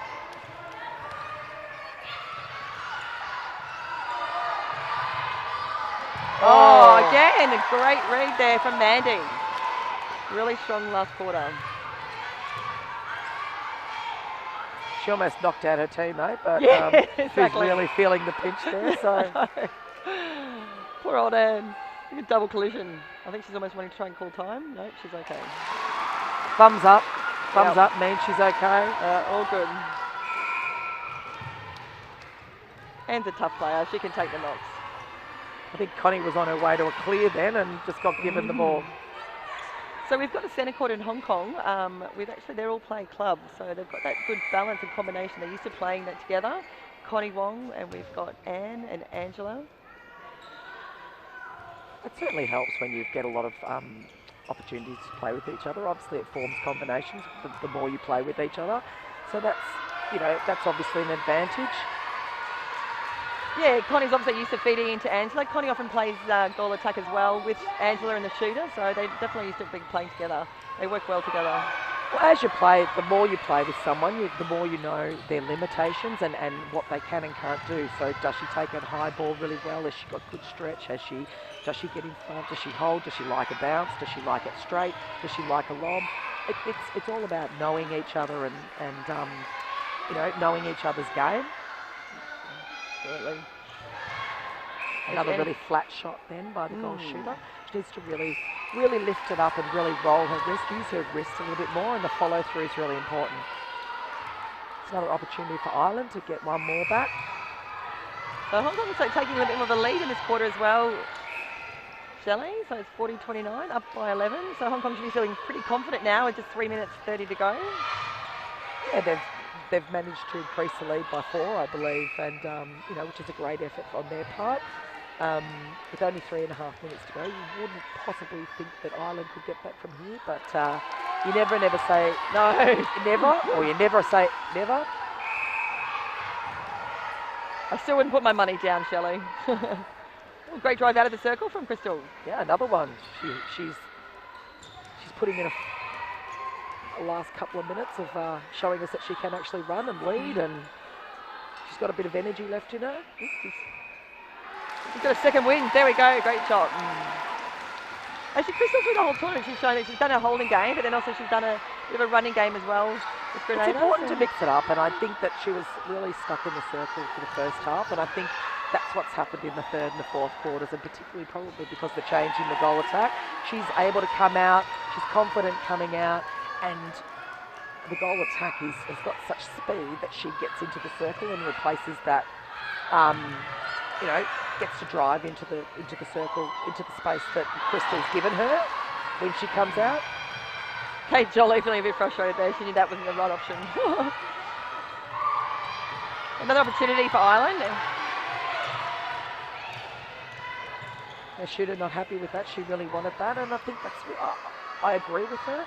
If she's there and she's presenting herself and she's right in front, she's got good front position, she wants that ball. So I think Ireland are not giving it to her when she's free, and she's getting a bit frustrated. Yeah, you can definitely sense the urgency and the frustration for the goal shooter, Ireland. Oh, so she was waiting for the umpire's calls. That just shows you though, Shelley, you can't play it. You just got to keep going the ball until the umpire calls it.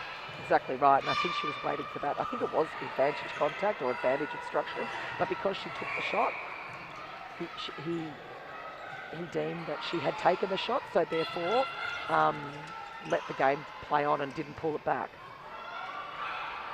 So 1:25 to go. I can almost put my money down, Shelley, that Hong Kong will be taking this game out. Oh, I'm pretty confident that they've got this now.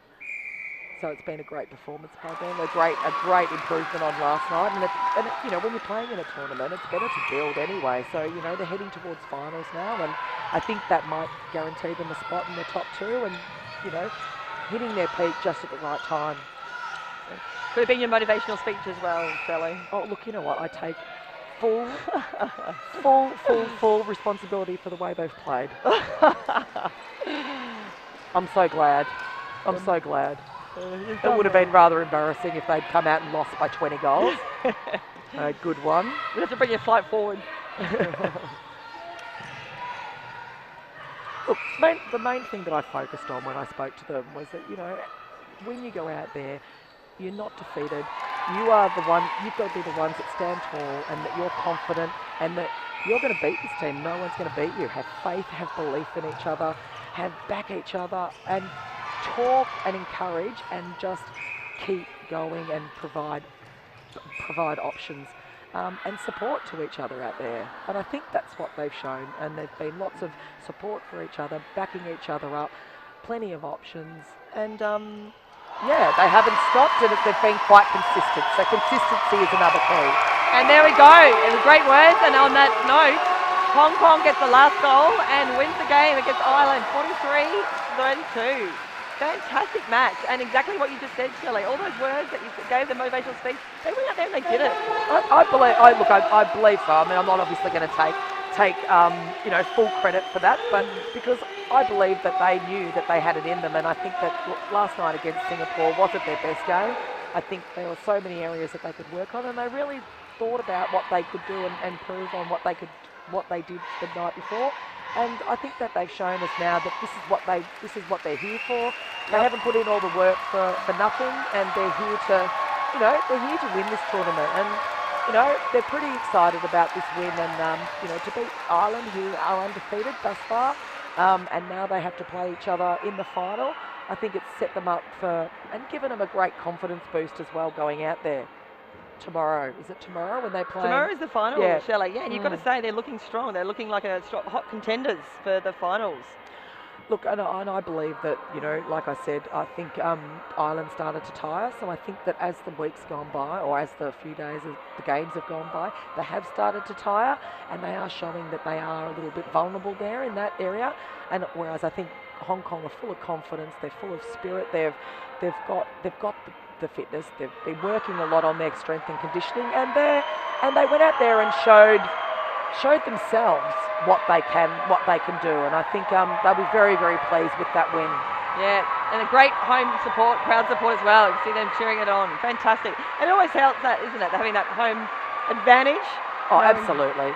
Absolutely. And look, I played quite a lot of games, obviously, for Australia, and we were very lucky to be in such a successful era. Only lost 3 games, but we never lost a game at home, and it's so important to have that home crowd support. It just carries you and lifts you when you're feeling down and things aren't working out there. If you've got the crowd support, then it just gives you something else to draw from, and it's just obviously really important to have that as well.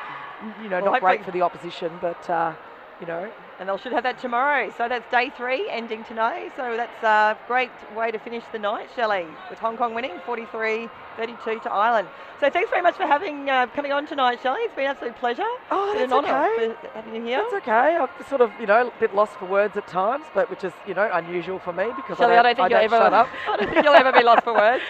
Again, I've got a bit tongue twisted and everything, but no, I've really enjoyed my time over here. Like I said, the coaching workshops today were great. And getting to see some international netball that I'm not used to seeing. And I was telling the girls even today when I spoke to the Hong Kong team, I haven't seen Hong Kong play for a long, long time, and I haven't seen Grenada play for a long time. I haven't seen, some of the other nations.